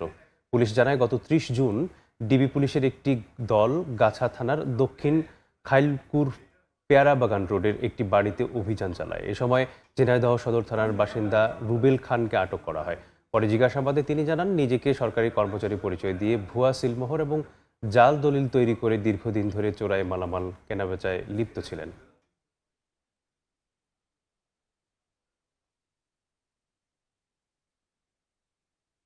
দিনের পর দিন এই বিভিন্ন সরকারি কর্মকর্তার বেশ ধারণ করে, পুলিশের বেশ ধারণ করে বিভিন্ন স্থানে প্রতারণা, জালিয়াতি করে আসছিল। তার কাছ থেকে 3টি চোরাই মোটরসাইকেল, 5টি ল্যাপটপ, 3টি প্রিন্টার, 4টি কিবোর্ড, তারপর মাস্টার কিছু কি আছে, হেলমেট, প্রেস, মাইক্রোফোন, পুলিশের বেস্ট, হ্যান্ডকাপ, পুলিশের বুটজোড়া, পুলিশের বেল্ট, ফিল ক্যাপ, পিস্তল কভার এবং কি ওয়াকিটকি আছে। দোহায় কাতার ও পাকিস্তানের মধ্যস্থতায় শেষ হয়েছে যুক্তরাষ্ট্র ইরান প্রথম দফার পরোক্ষ কারিগরি আলোচনা। যুদ্ধবিরতি লঙ্ঘন করে লেবাননে ইসরায়েলি হামলা অব্যাহত থাকা এবং মার্কিন কর্মকর্তাদের হুমকিমূলক বক্তব্যের তীব্র সমালোচনা করেছে তেহরান। তবে চুক্তি লঙ্ঘনের ঘটনা তদারকিতে একটি দ্রুত যোগাযোগ মাধ্যম চালুর বিষয়ে একমত হয়েছে দুপক্ষই। এদিকে মার্কিন প্রেসিডেন্ট দাবি করছেন ইরানের পরমাণু নিরস্ত্রীকরণ প্রক্রিয়ার আলোচনা ভালোভাবেই এগোচ্ছে। ইরান যুদ্ধ স্থায়ীভাবে বন্ধ ও হরমুজ প্রণালী পুরোপুরি চালুর লক্ষ্যে কাতারের রাজধানী দোহায় মার্কিন ও ইরানি প্রতিনিধিদের পরোক্ষ কারিগরি আলোচনা হয়েছে। কাতার ও পাকিস্তানের মধ্যস্থতায় 3 দেশের ঊর্ধ্বতন আলোচকদের উপস্থিতিতে এই বৈঠক হয়। বৈঠকে লেবাননে যুদ্ধ বন্ধের বিষয়ে যুক্তরাষ্ট্রের দেয়া প্রতিশ্রুতি ভঙ্গের বিষয়টি আনুষ্ঠানিকভাবে তোলে তেহরান। একই সঙ্গে মধ্যপ্রাচ্যে নতুন করে মার্কিন সেনা মোতায়েন, সামরিক সরঞ্জাম বাড়ানো এবং মার্কিন কর্মকর্তাদের সাম্প্রতিক কিছু হুমকি ও হস্তক্ষেপমূলক বক্তব্যের কঠোর সমালোচনা করে এর তীব্র প্রতিবাদ জানায় ইরানি প্রতিনিধি দল। ইরানের পারমাণবিক স্থাপনায় হামলার কারণে সেসব ক্ষতিগ্রস্ত কেন্দ্রে আন্তর্জাতিক পরমাণু শক্তি সংস্থাকে পরিদর্শনের অনুমতি দেয়া হবে না বলে আবারও স্পষ্ট করেছেন ইরানের পার্লামেন্ট স্পিকার। ইরানের উপপররাষ্ট্রমন্ত্রী কাজেম গারিবাবাদী সতর্ক করে বলেছেন, সমঝোতা স্মারকের একটি শর্ত লঙ্ঘন হলেও পুরো চুক্তি ভেস্তে যেতে পারে। জানান, এই সমঝোতা স্মারকের যে কোনো ধরনের লঙ্ঘন ও ত্রুটি আনুষ্ঠানিকভাবে নথিবদ্ধ করতে এবং তা দ্রুত তদারকিতে শিগগিরই একটি বিশেষ যোগাযোগ মাধ্যম চালু করা হবে। এছাড়া ইরানের জব্দকৃত অর্থের একটি অংশ তেহরানের প্রয়োজনীয় পণ্য কেনার কাজে ব্যবহারের বিষয়েও বৈঠকে অগ্রগতি হয়েছে। এদিকে বৈঠকের বিষয়ে প্রতিক্রিয়ায় মার্কিন প্রেসিডেন্ট ডোনাল্ড ট্রাম্প দাবি করেছেন, ইরানের পরমাণু নিরস্ত্রীকরণ প্রক্রিয়া বেশ ভালোভাবেই এগোচ্ছে এবং দোহার আলোচনা অত্যন্ত ফলপ্রসূ হয়েছে। তবে আলোচনার গতি নিয়ে ট্রাম্প আশাবাদী হলেও সতর্ক বার্তা দিয়েছেন মার্কিন ভাইস প্রেসিডেন্ট জেডি ভ্যান্স। তিনি বলেন, আলোচনা এখনও প্রাথমিক পর্যায়ে রয়েছে এবং তারা মূলত হরমুজ প্রণালীতে বাণিজ্যিক জাহাজ চলাচল স্বাভাবিক করার উপর জোর দিচ্ছেন। ভ্যান্স সাফ জানিয়েছেন, ইরান যদি পুনরায় পরমাণু কর্মসূচি চালু করে কিংবা আন্তর্জাতিক পরিদর্শকদের বাধা দেয়, তবে ওয়াশিংটনের হাতে সব ধরনের বিকল্প পথ খোলা রয়েছে। ফারহাদ চৌধুরী, সময় সংবাদ। যুদ্ধের দামামায় রক্ষা পায়নি ইরানের হাজার বছরেরও ইতিহাস। ক্ষতিগ্রস্ত হয়েছে প্রাসাদ, মসজিদ আর বিশ্ব ঐতিহ্যের নিদর্শন। ইউনেস্কো সুরক্ষিত স্থাপনাতেও দেখা দিয়েছে ফাটল, ভেঙেছে কাঁচ, খসে পড়েছে টাইলস। ব্রিটিশ সংবাদ মাধ্যম রয়টার্সের অনুসন্ধানে উঠে এসেছে যুদ্ধের আঘাত ক্ষতবিক্ষত হওয়া ইরানের সাংস্কৃতিক ঐতিহ্য। ধ্বংসের মুখে শত শত বছরের পুরনো ঐতিহ্য, ফেটে গেছে দেয়াল, ভেঙে পড়েছে কাঁচ। বিস্ফোরণের তীব্র কম্পনেই ক্ষতবিক্ষত হয়েছে ইরানের একাধিক স্থাপনা। তবে সবচেয়ে বেশি ক্ষতি হয়েছে ইস্পাহানের নকশে জাহান স্কয়ার ও 400 বছরের পুরনো চেহেল সোতুন প্রাসাদ। ইরানে যুক্তরাষ্ট্র ও ইসরায়েলের হামলায় ক্ষতিগ্রস্ত 11টি ঐতিহাসিক ভবন চিহ্নিত করেছে ব্রিটিশ সংবাদ সংস্থা রয়টার্স। বিশেষজ্ঞরা বলছেন, বোমা সরাসরি না পড়লেও বিস্ফোরণের কম্পনে 1 কিলোমিটার দূরের ভবনও ক্ষতিগ্রস্ত হতে পারে। আর সেই কারণে এত পুরনো স্থাপনাগুলো বড় ধরনের ক্ষতির মুখে পড়েছে। ক্ষতিগ্রস্ত স্থাপনাগুলোর মধ্যে রয়েছে ইউনেস্কোর বিশ্ব ঐতিহ্য তালিকাভুক্ত নকশে জাহান স্কয়ার, চেহেল সোতুন প্রাসাদ, গোলিস্তান প্রাসাদ, ইস্পাহানের জামে মসজিদ, ট্রান্স ইরানিয়ান রেলপথের আন্দিমেশক স্টেশন এবং প্রায় 1800 বছরের পুরনো ফালাক অল আফলাক দুর্গ। ইরানের ইউনেস্কো প্রতিনিধি জানিয়েছে, পুরো যুদ্ধে দেশটির অন্তত 134টি সাংস্কৃতিক ঐতিহ্যবাহী স্থাপনা ক্ষতিগ্রস্ত হয়েছে। ইস্পাহান শহর শুধু ইরানের মানুষের সম্পদ নয়, এটি পুরো বিশ্বের ঐতিহ্য। এই শহর বিশ্বের উত্তরাধিকার, তাই এই ঐতিহ্যকে সম্মান করতে হবে। এর মর্যাদা কখনোই নষ্ট করা উচিত নয়। নিরাপত্তা পরিস্থিতির কারণে এখনো সেখানে বিশেষজ্ঞ দল পাঠানো সম্ভব হয়নি। স্যাটেলাইটের ছবি দেখে ক্ষয়ক্ষতির মূল্যায়ন করা হচ্ছে। প্রত্নতত্ত্ব ও ঐতিহ্য সংরক্ষণ বিশেষজ্ঞদের মতে, অতীতে এমন ঐতিহাসিক স্থাপনাগুলো সাধারণত নো স্ট্রাইক লিস্টে রাখা হতো। 1954 সালের হেগ কনভেনশন অনুযায়ী যুদ্ধের সময় সাংস্কৃতিক ঐতিহ্য রক্ষা করা আন্তর্জাতিক আইনের বাধ্যবাধকতা। ইচ্ছাকৃতভাবে এসব স্থাপনাকে লক্ষ্যবস্তু করা যুদ্ধাপরাধ হিসেবে বিবেচিত হয়। ঈশিতা আক্তার, সময় সংবাদ। মিয়ানমারের রাখাইনে ব্যাপক বিমান হামলা চালিয়েছে জান্তা বাহিনী। এতে বেসামরিক নাগরিক হতাহতের আশঙ্কা করা হচ্ছে। অন্যদিকে সাগাইং অঞ্চলে বিদ্রোহী জনগোষ্ঠীগুলোর নিজেদের মধ্যকার রক্তক্ষয়ী কোন্দলে প্রাণ হারিয়েছেন বেশ কয়েকজন। এমন অস্থিতিশীল পরিস্থিতিতে গত 4 মাসে প্রায় 7 লাখ নাগরিক মিয়ানমার ছেড়ে থাইল্যান্ডে আশ্রয় নিয়েছেন। মিয়ানমারের রাখাইন রাজ্যের বুথিডং উপজেলায় বেসামরিক নাগরিকদের লক্ষ্য করে আবারও বিমান হামলা চালিয়েছে জান্তা বাহিনী। যুদ্ধবিমান থেকে শহরের আশপাশের গ্রামগুলোতে মুহুর্মুহু বোমা ফেলেছে সেনারা। মাত্র কয়েক ঘন্টার ব্যবধানে অন্তত 10টি শক্তিশালী বোমা নিক্ষেপ করা হয়েছে বলে জানান বাসিন্দারা। এদিকে জান্তা বিরোধী শিবিরের অভ্যন্তরীণ কোন্দলে রক্তাক্ত হয়েছে সাগাইং অঞ্চলের মনিওয়া শহর। সমান্তরাল জাতীয় ঐক্য সরকার এনইউজির অনুগত পিপলস ডিফেন্স ফোর্স পিডিএফ এবং পিপলস সিকিউরিটি ফোর্স পিএসএফ এর মধ্যে এক রক্তক্ষয়ী সংঘর্ষে কয়েকজন বেসামরিক নাগরিক হতাহতের খবর পাওয়া গেছে। স্থানীয় পিএসএফ ক্যাম্পগুলোতে পিডিএফ এর আকস্মিক অভিযানের পরই এই সংঘাতের সূত্রপাত। এমন চতুর্মুখী সহিংসতা ও জান্তা সরকারের বাধ্যতামূলক সামরিক নিয়োগ আইন থেকে বাঁচতে দলে দলে দেশ ছাড়ছেন মিয়ানমারের নাগরিকরা। জাতিসংঘের অভিবাসন বিষয়ক সংস্থা IOM এর সাম্প্রতিক প্রতিবেদনে বলা হয়েছে, চলতি বছরের প্রথম 4 মাসেই প্রায় 6,87,000 মিয়ানমার নাগরিক প্রতিবেশী থাইল্যান্ডে প্রবেশ করেছেন। মূলত জোরপূর্বক সেনাবাহিনীতে অন্তর্ভুক্তি এড়ানো, নিরাপত্তা এবং অর্থনৈতিক বিপর্যয়ের কারণেই এই ব্যাপক দেশত্যাগ। মিয়ানমারের সামরিক অভ্যুত্থান পরবর্তী সংঘাতে এ পর্যন্ত 1 লাখের বেশি মানুষ নিহত হয়েছেন বলে জানিয়েছে সংঘাত পর্যবেক্ষণকারী সংস্থা ACLED। বিশ্লেষকদের মতে এটি বর্তমানে এশিয়ার অন্যতম প্রাণঘাতী সংঘাত, যেখানে প্রকৃত প্রাণহানি আরও বেশি হতে পারে। জাতিসংঘের তথ্য অনুযায়ী এই সহিংসতার জেরে 37 লাখের বেশি মানুষ বাস্তুচ্যুত হয়েছেন এবং তীব্র খাদ্য সংকটে ভুগছেন প্রতি 5 জনের 1 জন, যার নেতিবাচক প্রভাব পড়ছে প্রতিবেশী দেশগুলোতেও। ফারহাদ চৌধুরী, সময় সংবাদ। ভয়াবহ জোড়া ভূমিকম্পে বিপর্যস্ত ভেনেজুয়েলায় মৃতের সংখ্যা বেড়ে 2,295 জনে দাঁড়িয়েছে। এখনও নিখোঁজ প্রায় 50,000 মানুষ।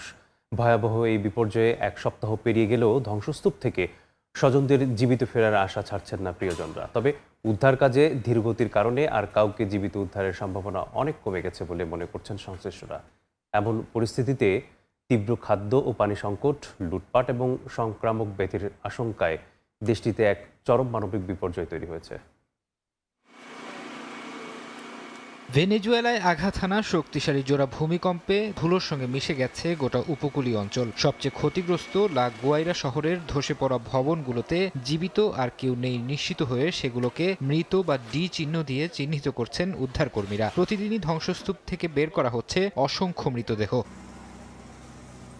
ভেনেজুয়েলায় ভূমিকম্পের 1 সপ্তাহ পার হওয়ার পরও প্রিয়জনকে জীবিত ফিরে পাওয়ার আশা পুরোপুরি ছাড়েননি স্বজনেরা। তবে সময় পার হওয়ার সাথে সাথে তাদের সেই আশা এখন নিভে আসছে। ধ্বংসস্তূপের নিচে প্রাণের খোঁজের চেয়েও টিকে থাকার লড়াই বড় হয়ে উঠেছে। ভেঙে পড়েছে স্বাভাবিক জীবনযাত্রা, দেখা দিয়েছে তীব্র খাদ্য ও পানির সংকট। ত্রাণ শিবিরের সামনে এক মুঠো খাবারের জন্য মানুষের হাহাকার আর কারাকারি রূপ নিয়েছে চরম বিশৃঙ্খলায়। এর মাঝেই মরার উপর খাড়ার ঘা হয়ে দেখা দিয়েছে ব্যাপক চুরি ও লুটপাট। দীর্ঘদিনের অর্থনৈতিক সংকট আর মার্কিন নিষেধাজ্ঞার কারণে আগে থেকেই নড়বড়ে ছিল ভেনেজুয়েলার স্বাস্থ্য খাত। এই দুর্যোগের পর রাজধানী কারাকাসের হাসপাতালগুলোয় উপচে পড়ছে আহত মানুষের ভিড়। প্রয়োজনীয় চিকিৎসা সরঞ্জামের ঘাটতি থাকায় চিকিৎসকদের কেবল গুরুতর রোগীদেরই অগ্রাধিকার দিতে হচ্ছে। এর ওপর হাম ও ডিপথেরিয়ার মতো সংক্রামক রোগ ছড়িয়ে পড়ার মারাত্মক ঝুঁকি তৈরি হয়েছে বলে সতর্ক করেছে বিশ্ব স্বাস্থ্য সংস্থা। এমন চরম মানবিক সংকটের মুখে বিশ্ব খাদ্য কর্মসূচি এরই মধ্যে ভেনেজুয়েলার 5 লাখ মানুষের 3 মাসের খাবারের জন্য জরুরি ভিত্তিতে $5 কোটি সহায়তা চেয়েছে। তবে রাজনৈতিক বিশ্লেষকরা বলছেন, দীর্ঘস্থায়ী মার্কিন নিষেধাজ্ঞার কারণে দেশটিতে আন্তর্জাতিক সাহায্য, প্রয়োজনীয় তহবিল এবং উদ্ধার কাজের ভারী যন্ত্রপাতি পৌঁছানোর পথ মারাত্মকভাবে বাধাগ্রস্ত হচ্ছে। যুক্তরাষ্ট্রের ট্রেজারি বিভাগ সাময়িকভাবে কিছু নিষেধাজ্ঞা শিথিল করলেও তা এই বিশাল ক্ষয়ক্ষতি মোকাবিলায় একেবারেই অপ্রতুল। ফারহাদ চৌধুরী, সময় সংবাদ। 40 ডিগ্রি তাপেও থামছে না ভারতের ককরোচ জনতা পার্টির আন্দোলন। তেলাপোকাদের আন্দোলনে সংহতি জানাচ্ছেন একের পর এক বিরোধী শিবিরের নেতারাও। এমনকি জেনজিদের মহারণে চালিকা শক্তি হয়ে অনশন চালিয়ে যাচ্ছেন লাদাখের জলবায়ু কর্মী সোনম ওয়াংচুক। 40 ডিগ্রি সেলসিয়াসের তীব্র গরম উপেক্ষা করে প্রায় 2 সপ্তাহ ধরে দিল্লির যন্তর মন্তরে অবস্থান করছেন শত শত শিক্ষার্থী, তরুণ পেশাজীবী ও আন্দোলনকারী। পুলিশি ব্যারিকেড আর কড়া নিরাপত্তার মধ্যেও চলছে স্লোগান, বক্তব্য আর প্রতিবাদ। এই তরুণদের একটাই দাবি, শিক্ষামন্ত্রী ধর্মেন্দ্র প্রধানের পদত্যাগ। ব্যঙ্গাত্মক অনলাইন প্রচারণা থেকে জন্ম নেয়া ককরোচ জনতা পার্টি এখন ভারতের তরুণদের শিক্ষা, কর্মসংস্থান ও জবাবদিহির দাবির সবচেয়ে আলোচিত আন্দোলনগুলোর একটিতে পরিণত হয়েছে। মেডিকেলে ভর্তির নিট ইউজি পরীক্ষার প্রশ্ন ফাঁসের ঘটনায় পরীক্ষা বাতিল হওয়ার পরেই শুরু হয় ক্ষোভ। আন্দোলনকারীদের অভিযোগ, লাখো শিক্ষার্থীর ভবিষ্যৎ নিয়ে ছিনিমিনি খেলা হয়েছে। পরে পুনরায় পরীক্ষা হলেও তারা রাজপথ ছাড়েননি। তাদের দাবি, শুধু মন্ত্রীর পদত্যাগ নয়, প্রশ্ন ফাঁস ঠেকাতে স্বাধীন তদারকি, স্বচ্ছ পরীক্ষা ব্যবস্থা এবং শিক্ষা খাতে দীর্ঘমেয়াদী সংস্কার নিশ্চিত করতে হবে। এই আন্দোলনের সূচনা হয় ভারতের প্রধান বিচারপতির তেলাপোকা মন্তব্য ঘিরে। সেই মন্তব্যের প্রতিবাদে যুক্তরাষ্ট্র প্রবাসী শিক্ষার্থী অভিজিৎ দীপকে সামাজিক মাধ্যমে গড়ে তোলেন ককরোচ জনতা পার্টি। আন্দোলনে নতুন গতি এনেছেন পরিবেশবাদী ও শিক্ষাবিদ সোনাম ওয়াংচুক। শিক্ষার্থীদের দাবির প্রতি সংহতি জানিয়ে তিনি অনশন চালিয়ে যাচ্ছেন। সমর্থকদের দাবি, ওয়াংচুকের স্বাস্থ্য নিয়ে উদ্বেগ বাড়লেও তিনি আন্দোলন চালিয়ে যাওয়ার ঘোষণা দিয়েছেন। আন্দোলনস্থলে প্রশ্ন ফাঁসের পর আত্মহত্যার অভিযোগ থাকা শিক্ষার্থীদের স্মরণে তৈরি করা হয়েছে একটি স্মৃতির দেয়ালও। আন্দোলন ঘিরে রাজনৈতিক উত্তাপও বাড়ছে। তৃণমূল কংগ্রেসের সাগরিকা ঘোষ, আম আদমি পার্টির অরবিন্দ কেজরিওয়াল, সমাজবাদী পার্টির অখিলেশ যাদব, সিপিআই ও সিপিএম সহ কয়েকটি বিরোধী দল আন্দোলনের প্রতি সমর্থন জানিয়েছে। তবে বিজেপি সিজেপিকে নতুন ভাইরাস এবং তেলাপোকার মতো দল বলে কটাক্ষ করেছে। নাদিম মারজান, সময় সংবাদ। বেলজিয়ামে 10তলা একটি আবাসিক ভবনে ভয়াবহ অগ্নিকাণ্ডে 6 জন নিহত হয়েছেন। স্থানীয় সময় বুধবার সকালে দেশটির অ্যান্টওয়ার্প শহরে ওই ঘটনা ঘটে। পুলিশ জানায়, ভবনটিতে 2 শতাধিক মানুষ বসবাস করেন। ভবনের বিভিন্ন তলায় মানুষ আটকা পড়লে দমকল কর্মীরা মই ব্যবহার করে অনেককে উদ্ধার করেন। ধোঁয়া দ্রুত ছড়িয়ে পড়ায় তল্লাশি চালিয়ে সম্ভাব্য ভুক্তভোগীদের খুঁজে দেখা হচ্ছে। প্রত্যক্ষদর্শীরা জানান, একটি ফ্ল্যাট থেকে বের হতে না পেরে বারান্দায় আশ্রয় নেন। পরে দমকল বাহিনী তাকে উদ্ধার করে।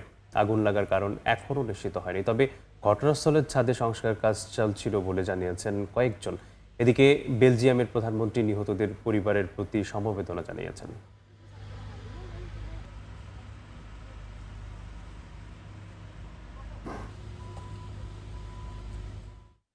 জার্মানিতে তীব্র তাপদাহের মধ্যে পানিতে ডুবে মারা গেছে প্রায় 30 জন।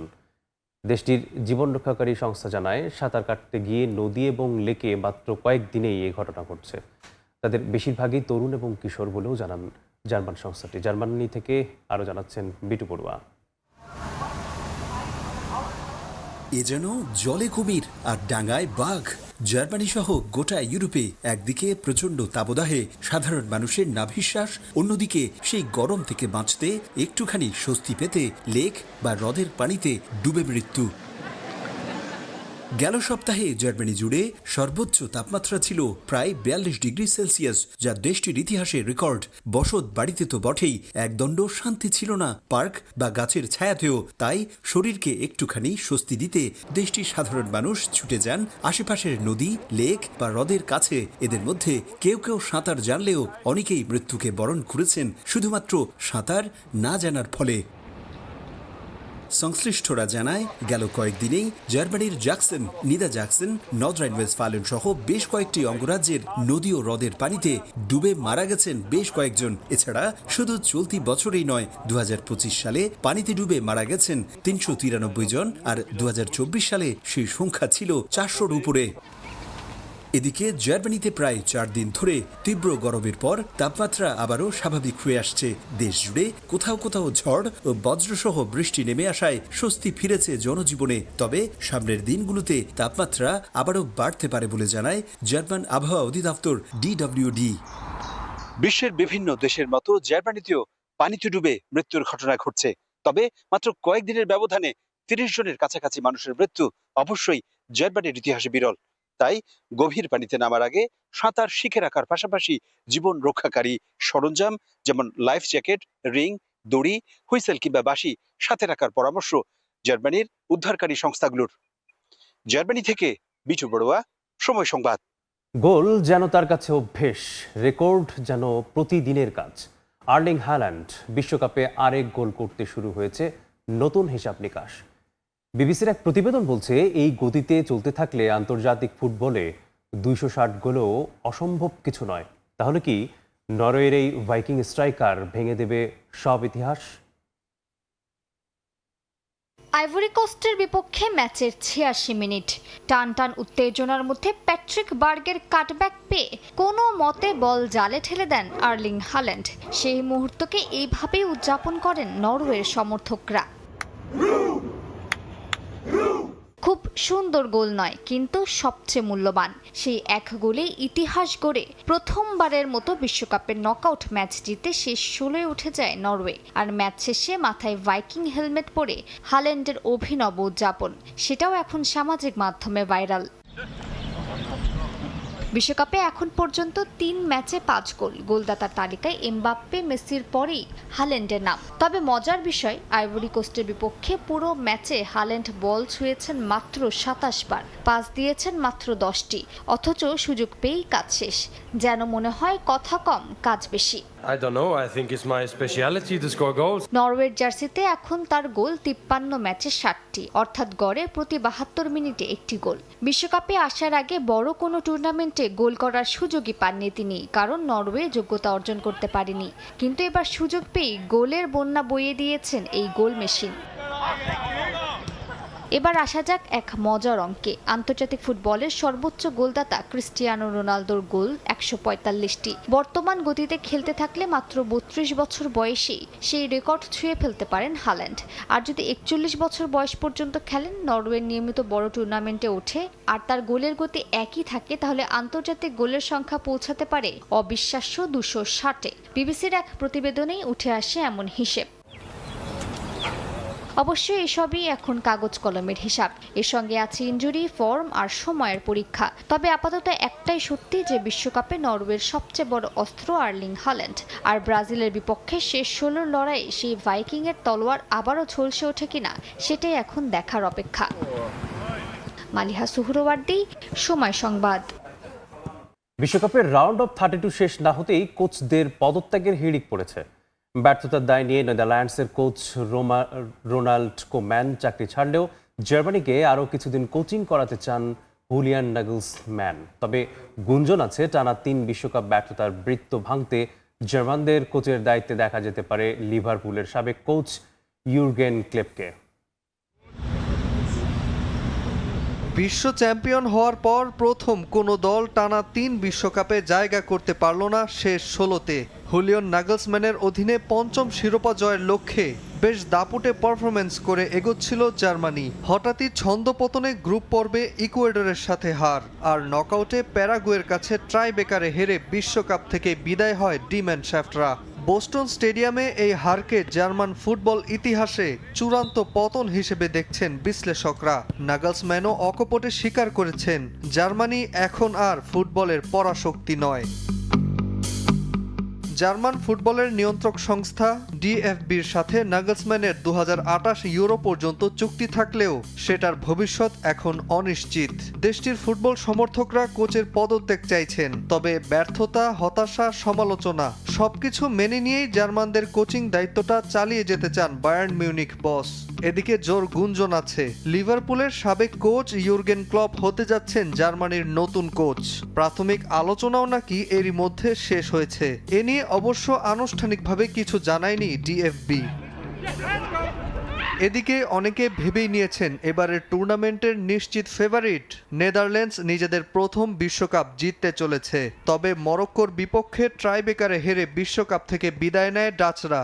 এমন হারের দায় কাঁধে নিয়ে দলের দায়িত্বও ছেড়েছেন কোচ রোনাল্ড কোম্যান। চলতি বিশ্বকাপেই কোম্যানের কৌশল নিয়ে সমালোচনা করেছিলেন অনেকেই, বিশেষ করে দলকে রক্ষণে অতিরিক্ত খেলানোর অভিযোগ উঠেছিল তার বিরুদ্ধে।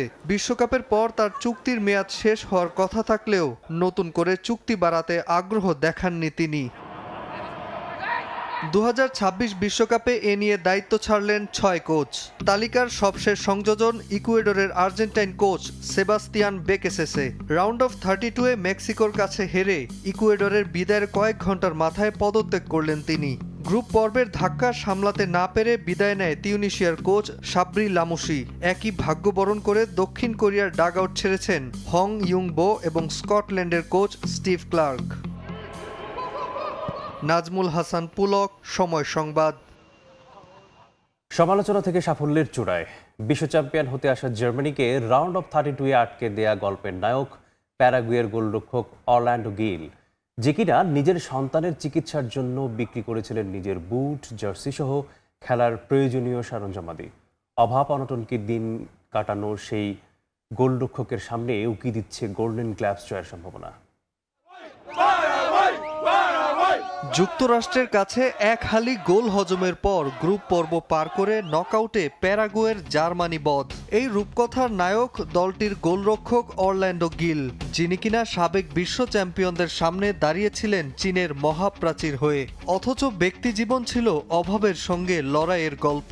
অর্থাভাবে হৃদয়ের টুকরো সন্তানের চিকিৎসার জন্য একসময় বিক্রি করেছিলেন নিজের সবকিছু। এমনকি যে খেলাটায় বসবাস করতেন, যে বুটজোড়া পায়ে মাঠে দাপিয়ে বেড়াতেন, মায়া ত্যাগ করতে হয়েছে তারও। বিক্রি করেছেন গ্লাভস জোড়াও, অনূর্ধ্ব 20 বিশ্বকাপে প্যারাগুয়ের হয়ে খেলা জার্সিটাও। একে একে জার্মানির 21টি গোলবারের to the point shot. Top favourite জার্মানির পেন্টা মিশনের স্বপ্ন রাউন্ড অফ 32-তেই চুরমার করে ম্যাচের সব আলো কেড়ে নিলেন প্যারাগুয়ের গোলরক্ষক। বিশ্বকাপে গোল্ডেন গ্লাভসের দাবিদার নতুন এই প্যারাগুয়ের বাজ পাখিকে কয়েক বছর আগেও চরম দারিদ্রতায় জীবন পার করতে হয়েছে। স্ত্রী মেলিসা গিলের সংগ্রামের গল্পটা জানান ইনস্টাগ্রাম পোস্টে। বিশ্বকাপের মহাতারকা হওয়ার মাত্র 2 বছর আগেও তীব্র অনটনে ভুগেছে গিলের পরিবার। সবচেয়ে কঠিন সময়টা ছিল 2022-এ তার সদ্য ভূমিষ্ঠ সন্তান যখন হাসপাতালের বিছানায়। চিকিৎসার টাকা জোগাড় করতে বিক্রি করেছেন সবকিছু। জার্মানির বিপক্ষে আকাশ ছোঁয়া সাফল্যের পর নেট দুনিয়ায় ভাইরাল তার সেই জীবনযুদ্ধের গল্প। প্যারাগুয়ের ক্লাব থেকে শুরু করে আর্জেন্টিনার ঐতিহ্যবাহী ক্লাব সান লরেঞ্জো দে আলমাগ্রোতে নিজের সামর্থ্য প্রমাণ করে জাতীয় দলে জায়গা করে নেন গিল। ক্লাবের হয়ে একের পর এক পেনাল্টি সেভ করে জাতীয় দলের কোচ গুস্তাভো আলফারোর নজর কেড়ে সোজা চলে আসেন বিশ্বমঞ্চে। বিশ্বকাপের প্রথম ম্যাচেই স্বাগতিক যুক্তরাষ্ট্রের কাছে 4-1 গোলে বিধ্বস্ত হওয়ার পর সমালোচনার ঝড় বয়ে যায় গিলের ওপর। এমনকি কিংবদন্তি গোলরক্ষক হোসে লুইস চিলাভার্টন গিলকে ধুয়ে দিতে এক চুলও ছাড়েননি। কিন্তু সমালোচনার সেই বিষাক্ত তীরগুলোকেই নিজের জ্বালানি বানিয়ে ইতিহাস গড়লেন প্রথম বিশ্বকাপ খেলতে নামা 26 বছর বয়সী এই গোলকিপার। পরের 2 ম্যাচে অস্ট্রেলিয়া ও তুরস্কের বিপক্ষে 5টি করে চোখ ধাঁধানো সেভ করে দলকে এনে দিলেন 2টি ক্লিন শিট। আর জার্মানির বিপক্ষে নকআউটের এই মহা গুরুত্বপূর্ণ ম্যাচে করলেন 6টি অবিশ্বাস্য সেভ। এরপর ট্রাইবেকারে রুখে দিলেন ফুটবল পরাশক্তি জার্মানিকে। বোস্টনের সেই অবিশ্বাস্য রাতই মনে করিয়ে দেয় সন্তানের চিকিৎসার জন্য নিজের জার্সি বুট বিক্রি করে দেয়া এক নিঃস্বার্থ বাবার অক্লান্ত পরিশ্রম লিখতে পারে একটি দেশের ফুটবল ইতিহাস।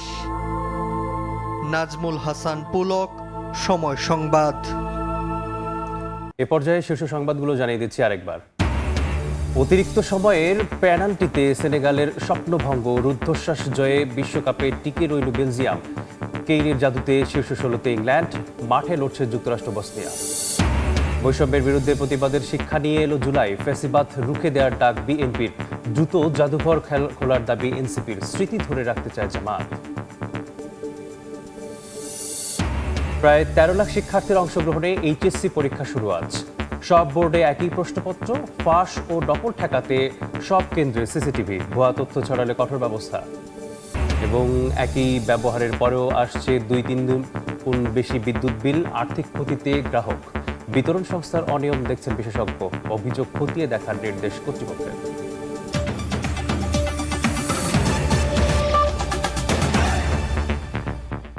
এই ছিল ভোরের সময়। দর্শক, বিশ্বকাপ ফুটবলের মহাযজ্ঞ সরাসরি সম্প্রচার করছে সময় টেলিভিশন। দেখতে চোখ রাখুন সময়ের পর্দায়। এরপর সকালের সময়ের সঙ্গে থাকবেন জিন্নাত আলা জশোয়া। মেজবা, আপনাকে ধন্যবাদ। সকালের সময় আসছে কিছুক্ষণ পর, সঙ্গেই থাকুন সময়ের।